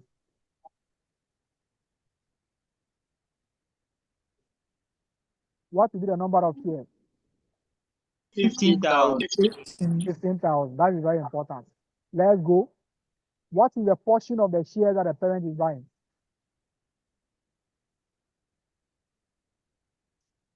%60. 50%. So let's find 60% of that particular. Let's find 60% of that. So the number of shares that the parent will be buying will be 0.6 times what? Sir, 15 million, isn't it? yes, sir. Yeah. It's like your voice is far from us. Are you sure? I can hardly hear you. True. Dennis, are you the one saying it or? Yes, Okay. yes. No, I'm also experiencing the same. You're I also can't hear you experiencing the same thing. yet. Okay. Is it okay now? No. It's But still the same. how I are think you it's the able, network. It's the network. if it is not the same, then how are you able to respond to my question? Sir, we can hear you, but it's very We low. can hear you, but it's far. Then that might be the network. Okay. Okay. But just increase the volume of your this thing and manage. But what will happen is that if I should upload it, it will be better. But Okay. if I'm talking, it will not be like that. All right. Okay. Thank you. All right. So the portion of the share that the parent is buying is 0.6 times 15 million. What will be the number of shares? That will be 9 million. Okay, 9 million. Okay, let's go and see what they are saying there. Okay, they are saying that the parent is what? The parent issue what? 3 new shares for every 5 shares it acquired. So they are acquiring what? 9 million, isn't it? They are acquiring 9 million shares, isn't it? Yes. Okay, they are saying that bring 5 of these shares for 3 new in our company. So the parent is telling the shareholders of what? The record, those that are having the 9 million, they are telling them that bring 5 of your shares and come for 3 new. How we do this particular one is we do 3/5 times 9 million. We ask ourselves, if you are giving 5 of your existing shares for 3 new, so what will be the new shares that you'll be having in the parent company? What will be the new shares that you'll be having in the parent company? And that will be 3/5 times the 9 million. So you come here and do multiply by 3/5. So what will be the new shares that they will be giving to them?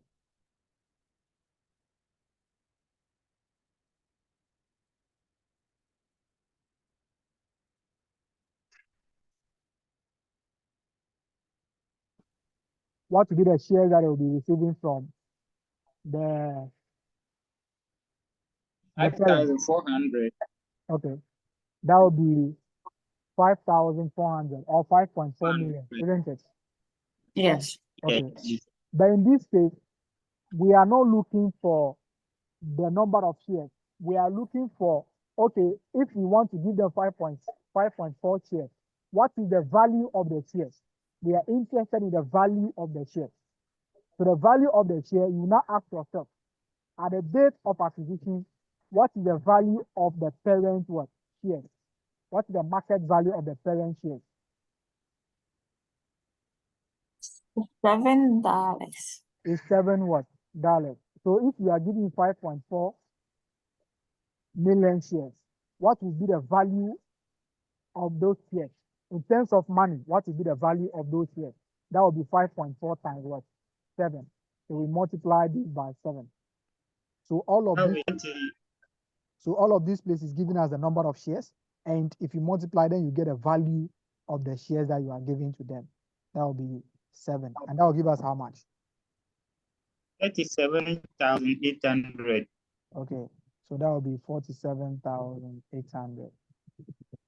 37,800. Okay. Yes. 37,800. So what that is a consideration that we are settling through the share exchange. You ask yourself, what is the share that a parent is using to buy the what? The shares that they are buying in the what? In the subsidiary. They are buying 9 million shares, but they are saying that the subsidiary should bring 5 of their existing shares for 3 new. So what will be the new shares that the parent will be giving to the shareholders of that particular company? Or what is the number of shares that the parent is giving in exchange for the 9 million? You do 3/5 times 5 million. If the parent should issue these shares, what will be the amount that they'll be realizing from it? You multiply by the what? The market value of the parent, because it's the parent that is giving the shares. Let's look out to the deferred consideration. The deferred consideration. How do we go about the issue of the deferred consideration? Okay. The question is saying that the issue of shares has not yet been recorded by the company. So what you do is that you go and add it to what? To the equity capital of the parent, because it will be increasing the equity capital of the parent. But we are not doing statement of financial position. If you are doing statement of financial position, you go and add it over there. But we are not doing that. Additionally, on 31 December 2x7, Lorry will pay to the shareholders of what? Rakewood 1.62 million per share acquired. Lorry's cost of capital is 8% per annum. When are they buying the shares in the subsidiary? And when are they paying this amount? When are they buying the shares of the subsidiary, and when are they paying this amount? The purchase is on 1st January 2006. And they are paying at what? 31st December 2006. How many years after? That is after the reporting period. So how many years after acquisition? They're paying 31st December 2006. So how many years after the acquisition? How many years? 1 year. Okay, that will take us 1 year. The question is, how much are we paying in the 1 year time? How much are we paying? So the amount that we'll be paying is the 9 million. We are buying 9 million shares. So multiply by 1.62. How much are we paying in a year time? Let's find that particular amount before we answer the remaining questions. So 1.62 times 9 million. How much are you getting?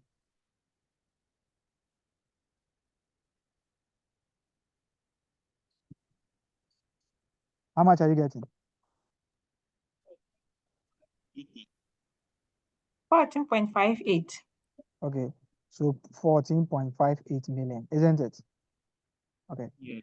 This is the amount that you are paying in a year time. The question is, if the parents should have cash at the time that they are buying the shares, are they going to pay the 14.58 for the number of shares that they are buying? If they should have cash at the date of the transaction, are they going to pay the same amount? If they should have cash on 1st January 2x6, are they going to pay the same amount? No, sir. Okay, so it means that they are putting in time value of money, because you are keeping my money for a year.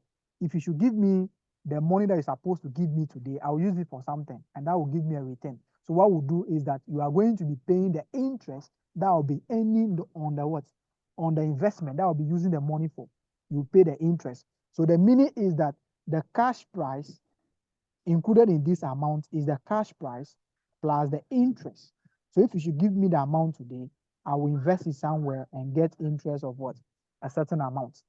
So since you are keeping the money, so you are going to pay me today's amount plus the interest, and that will give me the total amount of 14.8. So this is including what? A finance cost. So you ask yourself, you are paying this amount in what? In a year time. So today, what is the present value of the amount? What should have been the cash price of the shares if you should have the money today? So we find the present value of this using the cost of capital of the parents. So what you do is you will go there, the deferred consideration, you are going to be having the 9 million multiplied by 1.62 divided by 1.08, because this will be for only 1 year. So the cost of capital of the parents is 8%. So you do the future value over the what? Over the discount factor, which will be 1 plus R exponent n. And this is going to take only a year to pay. So the exponent will be 1. So let's find the present value of that. What will be the present value?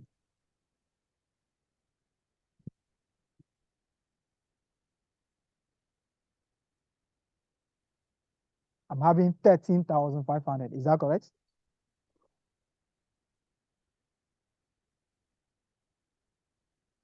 Is the 13,500 correct? Yes, sir. Yes.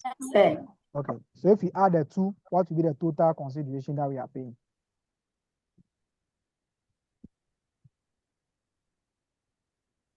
$51,300. Okay. So the amount that we're supposed to pay today is 13,500. But how much are we paying in a year time? It's 14,580. Is that correct? The amount that we are paying in a year time is 14,580. Is that correct? Okay. Yes, sir. Okay. But the present value of that amount is what? Is 13,500. So what will be the interest element? What is the interest that we are paying on that particular amount?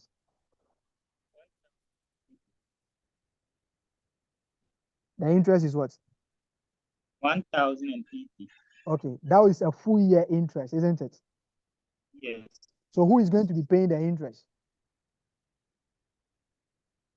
The parent. So you find 9 months of that and add it to the what?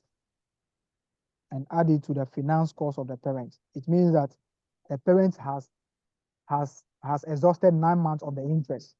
This amount will be paid on what? 1st December 2 X's. We are preparing the financial statement for what? 30th September. It means that we have done 9 months out of that one already. So find 9 months of the 1080 and add it to what? To the finance cost of the parents. Okay, that is what we are going to do. Or you can also find another way of finding the finance cost is you do 0 points. You do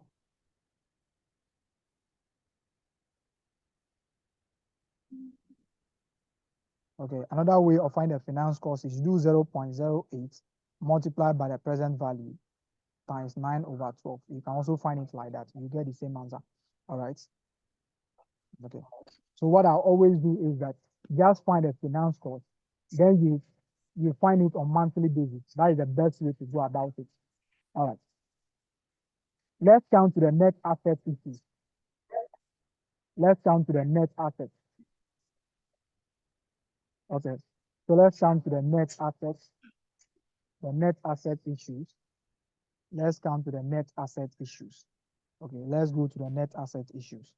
So this one, how do you want to find a goodwill? Do you want to add the NCI, then you subtract the total net asset, or you want to subtract the NCI from the total net asset and subtract the figure over here? How do you want it to be calculated? Should we add the NCI? Should we add the NCI to this one?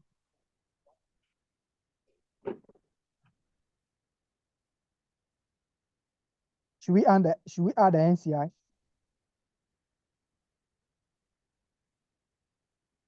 Please, how do you want the goodwill to be calculated? Should we add the NCI to it?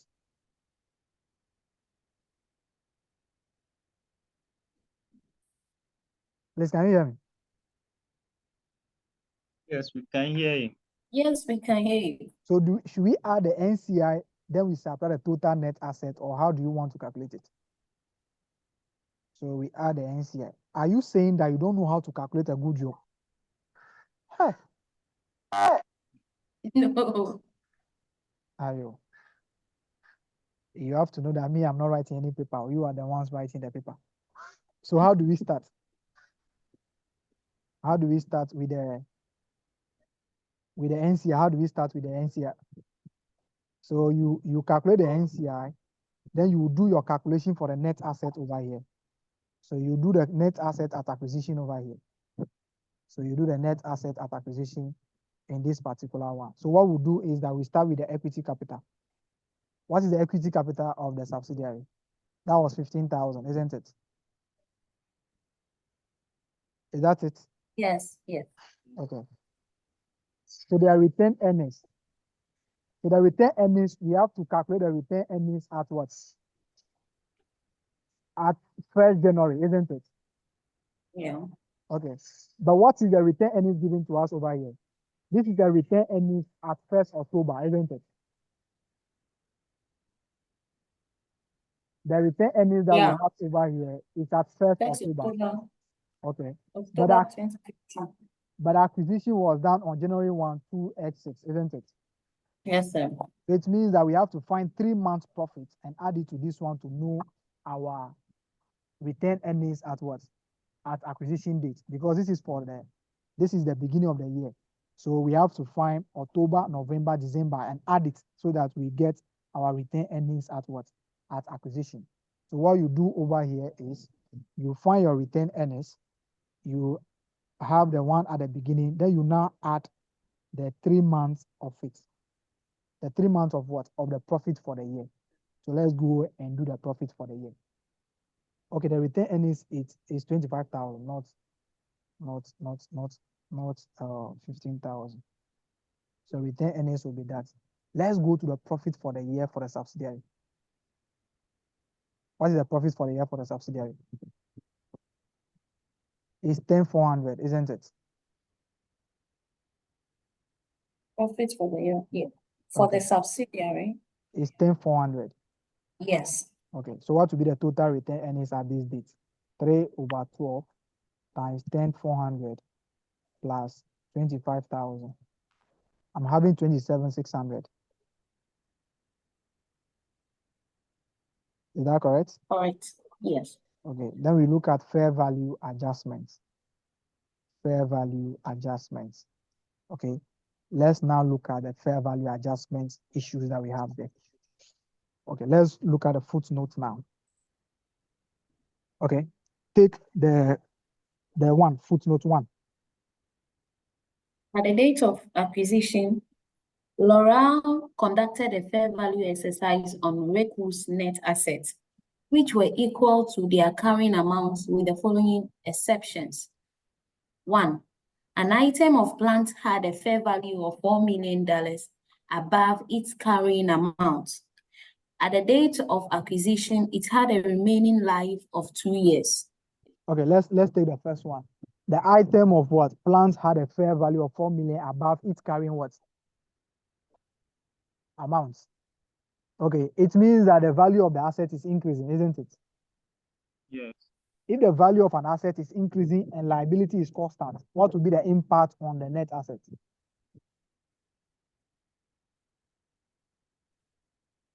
If asset is increasing, okay, the net asset will increase. So we assume that everything is constant, liability is constant, and the net asset is increasing. So the asset is increasing, our net asset will also increase.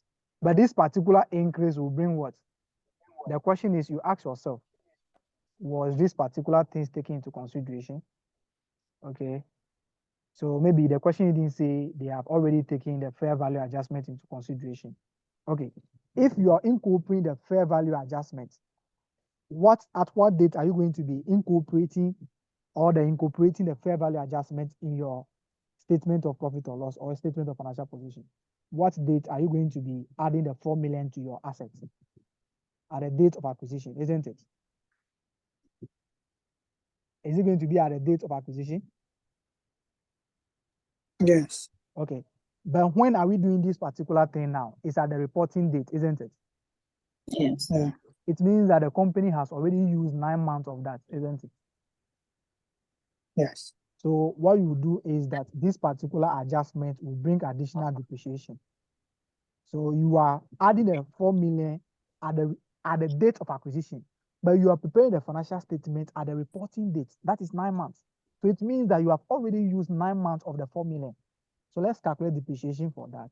That will be 4,000 divided by 2 times 9/12. What are we getting?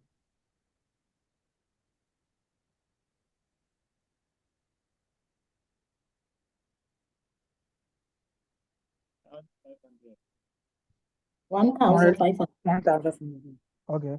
So this is additional depreciation which should be added to cost of sales. Are we okay? So we come to cost of sales and add 1,500 as the additional depreciation on recognizing the fair value movement. So you come and add it over here. All right. Let's come to. So this fair value adjustment was not taken into consideration. So since you are now recognizing it, it means that if you're recognizing the asset at fair value, you have used 9 months of that one. So you should have charged a depreciation on that 4 million, but you haven't recognized it. So the depreciation was not charged. Since you are now taking the 4 million into consideration, it means that you should assume that you have used what? The 9 months out of the 4 million. So you charge the depreciation of that particular value and send it to your profit or loss item. That will go at a reporting figure. So it will not affect our net asset at acquisition. All right, let's come to the second one. Inventory had a fair value of what? Inventory of 800,000 had a fair value of what? 1 million, isn't it? So the inventory has increased by how much? 1 million. 8,000. It has increased by 200,000, isn't it? 200. Okay. Yes. So the inventory has increased by, so we come here and have inventory. Inventory has increased by 200. So in the books, it was 800,000. Now they are saying that it is 1 million. So we added 200 back. Okay. So this will be added to the net asset at acquisition. Let's come here. Let's come here. What are they saying about the inventory?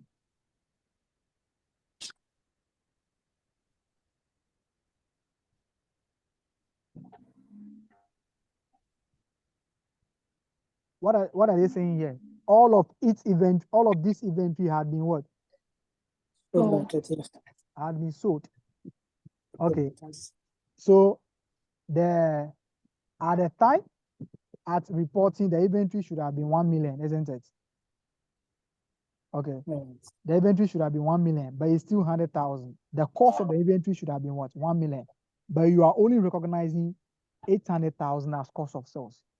So this inventory, the value has increased. Since the value has increased, it means that you sell it at a higher value and get profit on it. So the 200,000 has not been recognized as cost against the inventory that you have sold. So this 200 will be recognized as a cost associated with the inventory that you have sold for the year. So you come and recognize that particular inventory as cost of sales, which will be 200. So if they say that only 60% of the inventory has been sold, you ask yourself, what is the cost relating to the 60%? You find 60% of the 200. Then you will now bring what? You will now bring only the 60% of the 200 as the cost of sales. If you are preparing net asset table, okay, if you are preparing net asset table, you see that you'll be having 200 at acquisition. Then you have dash at reporting. Is that correct? Yeah. Okay, what will be the effect on the post-acquisition profit? It will be negative. Am I correct? Yeah. Yes. So it means that this is considered as a cost. So that will be subtracted from the what? The post-acquisition profit. But if the question says that only 60% of the inventory has been sold, if only 60% of the inventory has been sold, what will be the portion of the inventory that will be remaining? It will be 0.4 times 200. What are we getting?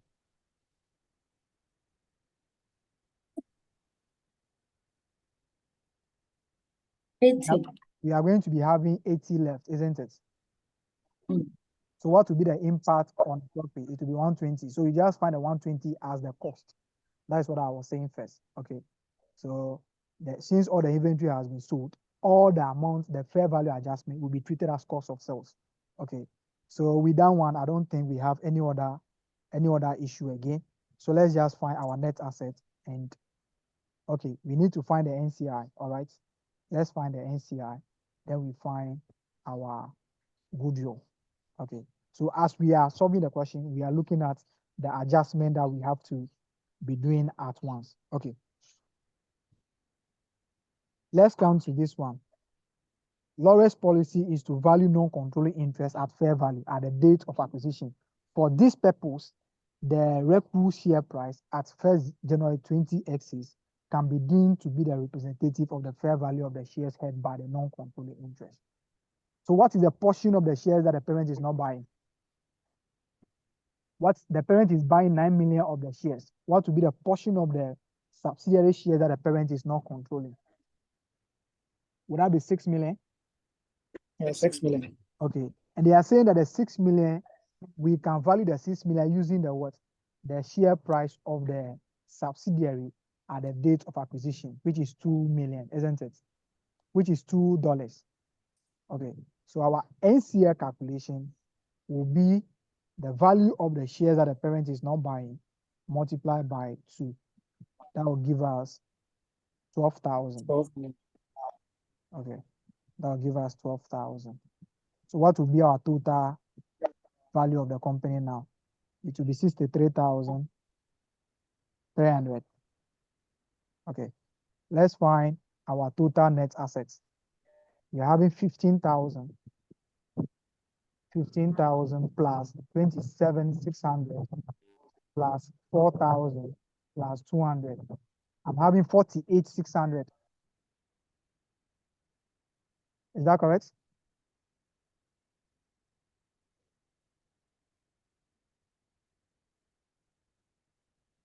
$46,800. Is that correct? Please, can someone confirm that for me? 15,000 plus 27,600 plus 4,000 plus 200. What are you getting? 800. Okay. Goodwill at acquisition will give us what?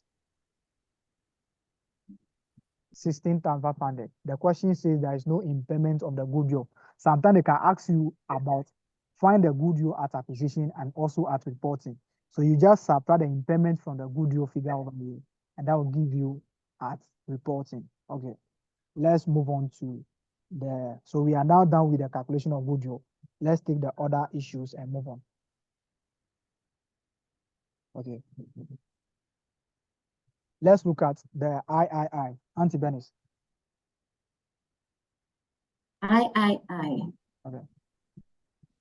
Laurel had traded with Redwood for many years before the acquisition. Sales from Redwood to Laurel throughout the year ended 30th September 2016 were consistently $1.2 million per month. Redwood made a markup on costs of 20% on these sales. Laurel had 1.8 million of these goods in inventory as at 30 September 2016. Okay. Who is selling?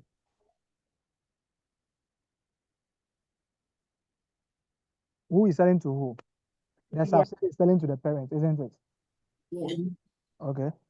So they are saying that the sales per month has constantly been what? 1.2 million, isn't it? Right.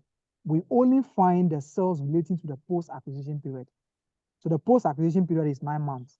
So what will be the total sales for the 9 months? How do we find the sales for the 9 months?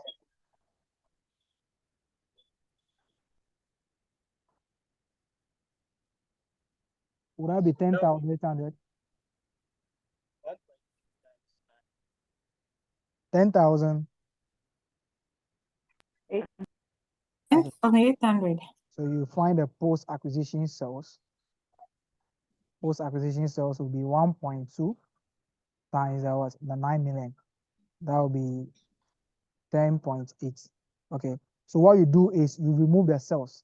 So you come and take 10,800 from here. You take 10,800 over here. Then you come and add the unrealized profits. I've explained that already. So we now come to provision for unrealized profits. So what is the portion of the goods that are yet to be sold?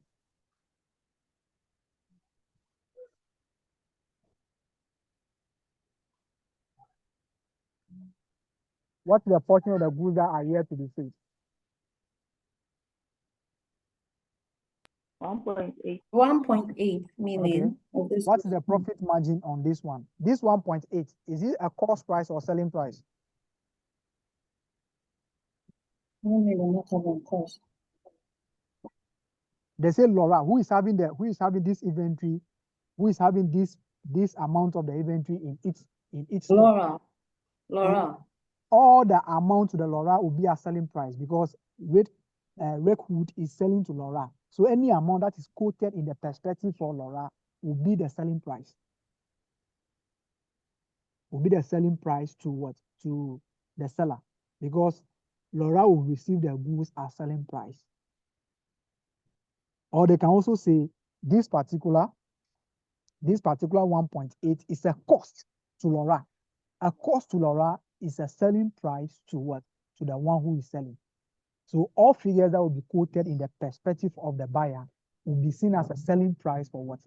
For the seller. So this 1.8 is the selling price. And we can't apply markup on what? On sales. So we have to change the markup to what? To margin. So let's do that. How do we change the markup to margin? So we are going to be having 20 over 100 plus 20. Then this will be multiplied by 1,800. This is how we change markup to margin. What you have to know is that if you are changing markup to margin, you have to add, you have to subtract. But if you don't know which one to subtract, know that markup must always be higher than the margin. So if you are giving markup, and if you add, you are getting a percentage that is lower, then that is the margin. Markup must always be higher than the what? The margin. So provision for unrealized profit will be 300. So you go there and you add the 300 cost of sales. Okay. So if you are preparing statement of financial position, you take the 300 from the inventory of the two companies, because inventory should be carried at lower of the cost or its next variable value. The cost should have been 1,500, but you are carrying the inventory at 1,800. So you have to reduce it to the cost. So this provision for unrealized profit can also be seen as what? The overvaluation of the what? The closing inventory. The closing inventory was valued at 1,800, which would have been valued at 1,500. So you have to come and add the 300 back. You have to subtract 1,500, but you are subtracting 1,800. So you have to come and add the 300 back. That can also be seen as overvaluation of the closing inventory. All right, let's move on to other issues. We are done with that one. That is the only thing about this one. So if you are having issues with the intragroup trading, just take all the total post-acquisition revenue from that one, calculate your unrealized profit and add it to the cost of sales. That is how you go about it. Let's look at the Roman number 4. IV. Laurel's investment income consists of 1. Its share of a dividend of $500,000 paid by Lakewood in August 2016. 2. A dividend of $200,000 received from Attic, a 25% owned associate which it has held for several years. The profit after tax of Attic for the year ended 30th September 20x6 was $2.4 million. Okay, let's come here. The parent is the owner of the subsidiary, isn't it? Yeah. So if the subsidiary is paying dividends, the dividend should be treated in which of the statements? Is it going to be profit or loss, statement of changes in equity, or statement of financial position? If a parent company or if a company pays what a dividend, where would the dividend be treated?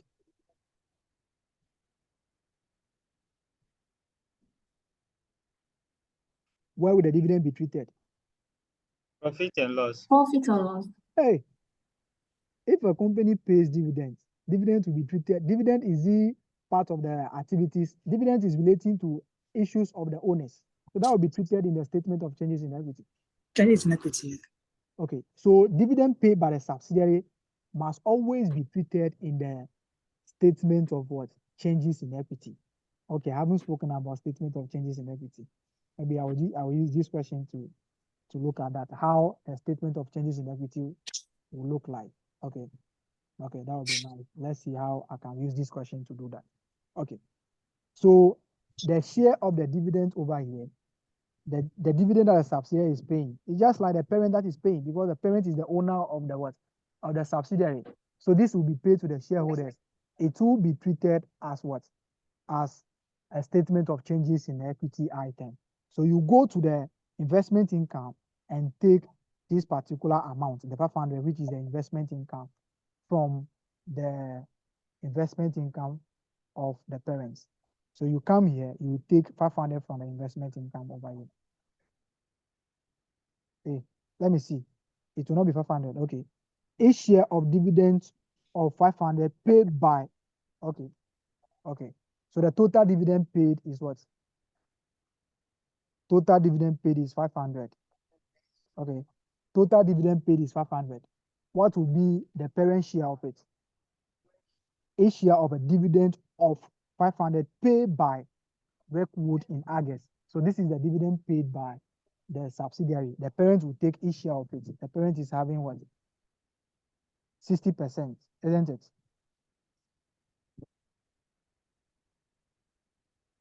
What is the percentage holding that the parent is having? 60. Okay, so you find 60% of that. So you subtract it. The investment income should not come here. It should go to what? Statement of changes in equity. Okay, they are saying that the remaining figure is what? So if you find 60% of 500, what are you getting? 60% of 500, what are you getting? 300. 300. What is the total investment income?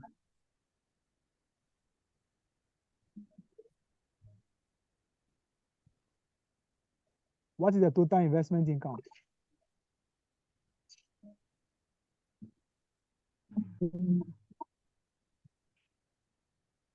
What's the total investment income for the parents? What's the total investment income there? 500. 500. So if 300 is relating to the dividend for the subsidiary, then the remaining will be for what? The dividend from the associate, isn't it? So you can see that we have 200 over here. Sometimes the question will not give you the 200, but they will just tell you that the investment income is consists of this. So if you're able to find the portion that is relating to the dividend from the subsidiary, then the remaining one will be for the associates. Okay, what you have to know is that dividend is paid out of what? Out of profit. So what we do is that we only share the parent, we only show the parent share of what? The associate profits. Okay, so let's count to what's the profit for the associates? What is the profit for the associates? Okay, 2,400. 2.4. Okay, the parent share will be what? 0.25, isn't it? Okay, so what will be the value?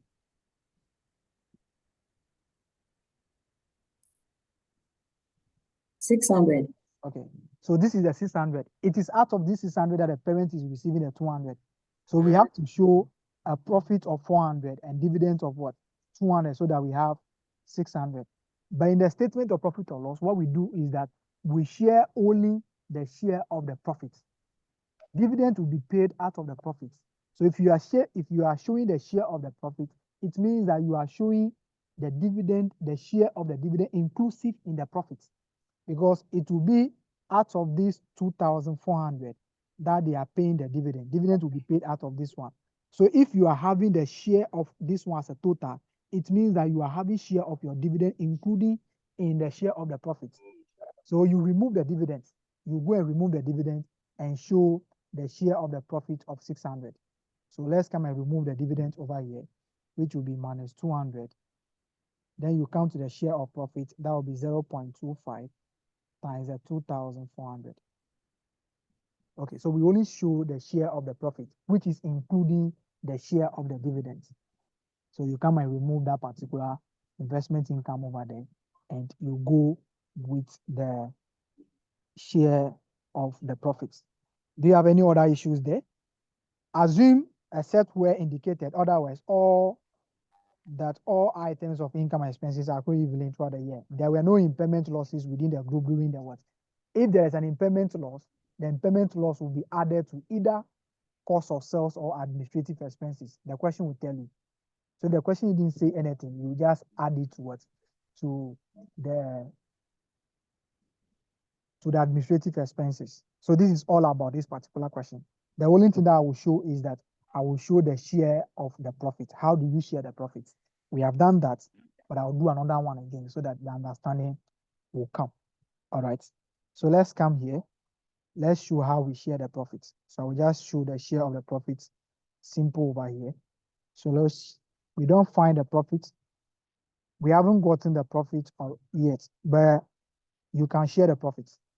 So let's look at the share of the profits. So if you like, we can just add these items together.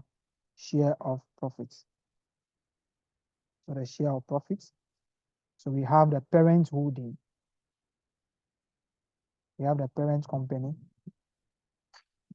Then we have the NCS share. Okay. What is the parent profit? From the statement of financial position, what figure do you have for the parent?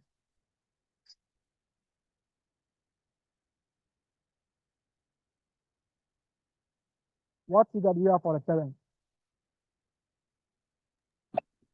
60,600. Okay. What is the adjustment? What is the adjustment that we have done to the parent? Or which adjustment over here it is going to be affecting the profit of the parent? Which adjustment over here is going to be affecting the profit of the parent? Which adjustment over here is going to be affecting the profit of the parent? Which adjustment over here is going to be affecting the profit of the parent? It will be the investment income and also the finance cost, isn't it? Am I correct?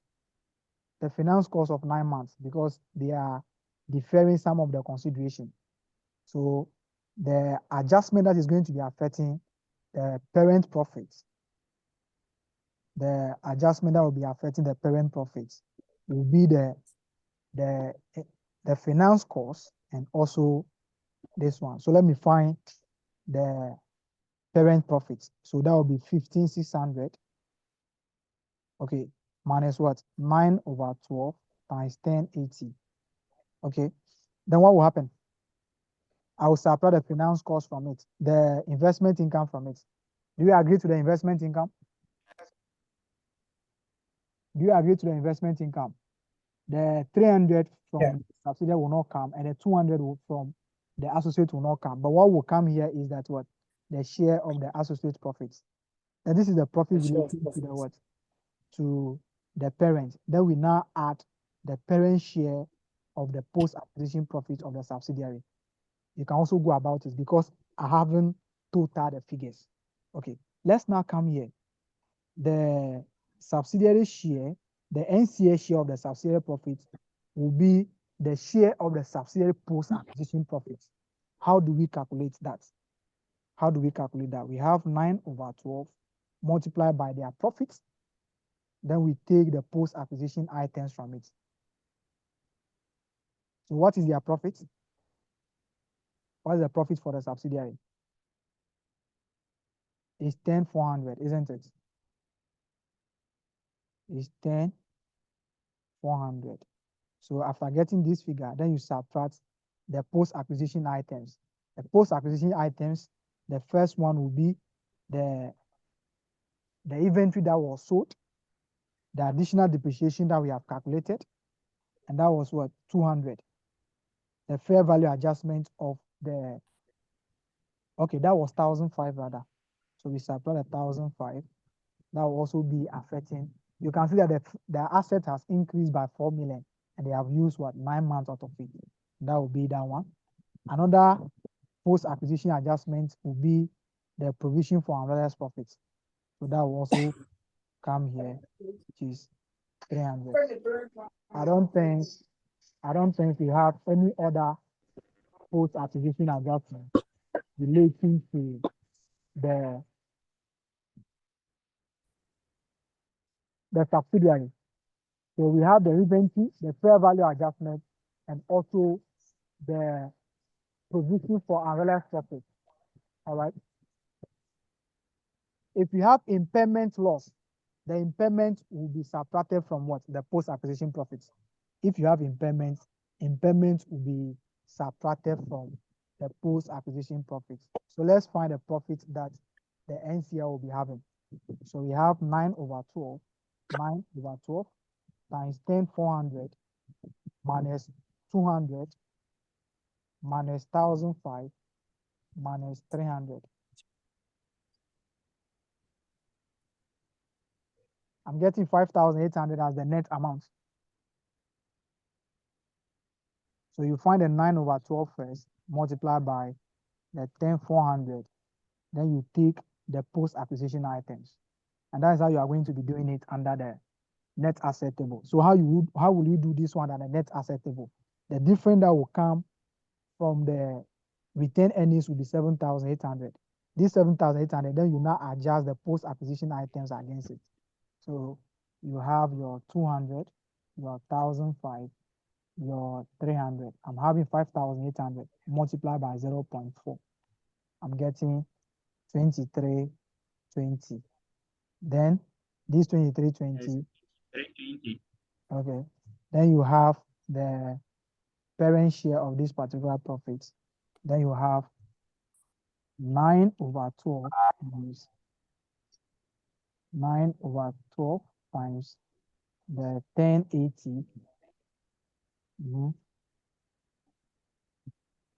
Okay, minus plus 500 minus 600 minus 15,600 plus what will be the parent share of the NCR the subsidiary profits? What will be the parent share?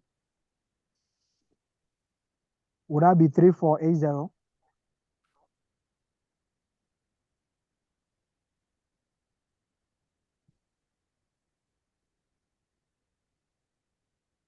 So if you put your figures together, the total profit that you'll be getting will be 20690. Okay, this is the figure that you'll be getting. But I didn't get this figure. That is why I've done the calculation for the parents. But if you have this figure, you just subtract this figure from this one and get the parent share of, or the parent profit, the profit relating to the parents.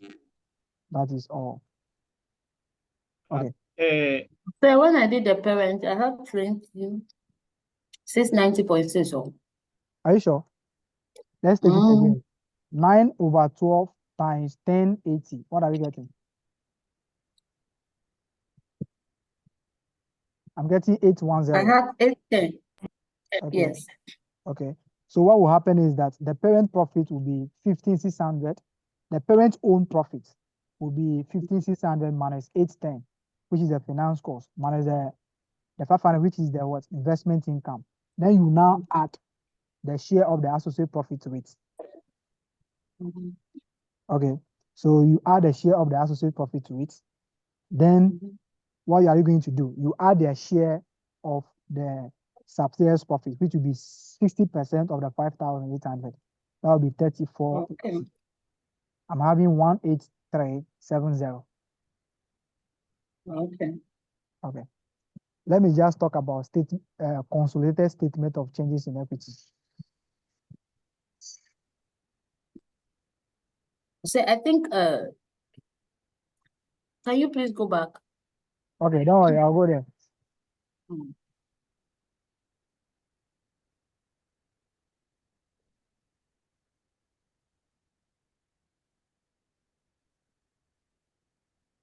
So when the parent, the 0.6, okay, so it's plus 580. Okay, okay. It's times. It's Thank you. supposed to be times, not plus. Times, yeah, yes. So the 5,800, where did we get it? I Is think the I'm lost. is the subsidiaries profit, subsidiary post acquisition profit, which we have gotten from this side. Okay. Okay. Let me show you this one. Let's come to the net assets over here. What is the retained earnings that we have over here? The retained earnings at acquisition is what? 27,600. What will be the retained earnings at reporting? What will be the retained earnings at reporting for the subsidiary? It will be 25,000 plus what? Plus the profit for the year. Am I correct? Yes. Okay, that will be total value of what? 10,400 plus 25,000. I'm having 35,400. Is that correct? So this place will be 35,400. What will be the difference? 27,600. That will be 7,800, isn't it? Yes. Okay, but there's going to be post-acquisition adjustments, isn't it? All right. If you go to the net asset table at reporting, one of the post-acquisition adjustment that you are going to be having is the increase in the depreciation on this particular amount, which is 1,500. So you'll be subtracting 1,500 from that. So depreciation will come as 1,500. Okay. You also count to the inventory. The inventory you'll be having dash over here. You'll be having dash for this one. It means that there will be a reduction of 200 at post-acquisition. So you still subtract the 200 over here. Okay. Another thing that you are going to do is the provision for unrealized profit. You can see that they are selling to the parents, and 1.8 million of those goods are yet to be sold. So there will be a provision for unrealized profit of 300. That will also be taken as reporting. So what will now be the post-acquisition profit now? Minus 300, minus 200, minus 1,500. I'm having 5,800. Is that correct?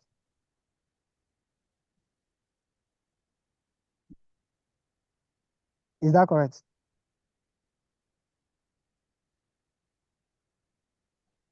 Is the 5,800 correct? Are we here? Please, is the 5,800 correct? Yes, sir. It's correct.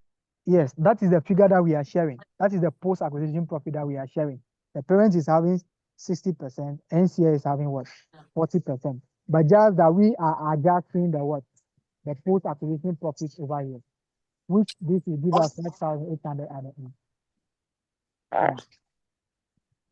So let me move on and talk about my statement of changes in equity. The statement of changes in equity, everything about the subsidiary will be consumed by the parent. So we show the parent capital. So we show the parent capital, then we show the NCI. So the only thing that we show is that we show the parent capital and the NCI. So you look at your balance brought down. Okay, your balance brought down. What is the parent what equity capital? Is 20,000, isn't it? Okay, the parent equity capital is 20,000. Okay, the beginning of the year there is no NCI. Okay, so we say that maybe you can say new issues. The new issues is that the parent has issued shares to what? To settle the purchase for the subsidiary. So that particular thing will be increasing this one, which is 37,800. So there will be a share exchange of 37,800. So we can bring the NCA now. The NCA will be 12,000. The NCA is not at the beginning, it is during the year. So you can ask this one during the year, then you bring the NCI. Okay, what will happen now is that you bring the what? The share of profits. You bring profit for the year. So you bring the profit for the year. So the profit for the year, the parent earn is this figure, NCI is this figure. Okay, the profit for the year, the parent own is this figure, the NCI own is this figure. So bring the two. So you are going to be having 183,370,2320. Okay, then you now ask yourself, did the parent pay any dividend during the year? That particular dividend will be taken. But the NCA has paid the dividends. I say NCA, the subsidiary has paid the dividends. So the subsidiary has paid a dividend. Subsidiary has paid a dividend. So that these dividends, the parent will be taking 60% of it. NCA will be taking what? 20% of it. So the dividend paid will be, because the NCA profit over here is here, NCA will be taking 200, parent will be paying 300 because the dividend is paid out of the profits. So we pay the dividend out of that one. But if you come here, the parent will be having a dividend received from the NCI. So the parent will have a dividend received from the NCI, from the subsidiary rather. So the parent will have a dividend received as an investment income. That will be 300. So you can see that the dividend is now canceling. So if you are preparing statement of changes in equity, we only bring the dividend paid to the NCI. The parent will be canceling. You will treat one as a cost and one as what? As a gain. So it will just cancel it off. So this is how we go about the changes in equity. You only bring the parent portion and then the NCI, because the 60% of it will be consumed by the parents. So you show the parent share capital at the beginning. If there's any additional issues, you add it. The profit for the year, the figure that you have shared from the statement of profit or loss. What is the portion for the parents? You bring it as the profit for the year for the parents. What is the profit for the year for the NCI, which is the share? You bring it. Then if the subsidiary has paid any dividend, you bring it, but you only bring the one for the NCI because the parent will be treated as income at the same time an expense, so it will cancel it off. If the parent has paid dividends by themselves, you also bring the dividend paid by the parents. So maybe dividend paid by the parents will also come here, paid by the parents. So you bring it over here, then maybe 3,000, you subtract it over here. That's how we go by the statement of changes in equity, which is a consolidated statement of changes in equity. Seniors, that is all. That is all. And if they ask you to prepare the both, you just apply the way you prepare them separately. It's the same thing that you are going to apply for the both. That is all. That is all. So if you have any question, you can ask. If you don't have any question, technically we are done with statement of, or we are done with consolidation. The only time that you see question on consolidation is the final mock and also if we are doing intervention. That is the only time that you are going to see these questions. All right. Linus, Yes, Inya. yeah, are you not doing cash flow? Cash flow will be under published accounts. So published accounts will start next week, publish account. But if you are talking about cash flow for consolidated financial statement, that will be for corporate reporting, not FR. But if you are talking about cash flow for a single entity, that is under final accounts. I was talking about the console one. The console one is corporate reporting, not the this question. I've seen a past question which featured cash flow. Yeah, we are going to look at cash flow for corporate reporting, but not for financial reporting. So this thing that we have done right now is purely financial reporting, but it's the same principles that you'll be applying over there. We don't do much on this adjustment. We assume that you know it already. All right. Okay. Thank you. If we don't have anything, I just have to end it here and upload a video for those who want to watch. Those who want to watch on YouTube, I'll also go and put it there for you. All right. Thank you very much for coming. I'm very grateful.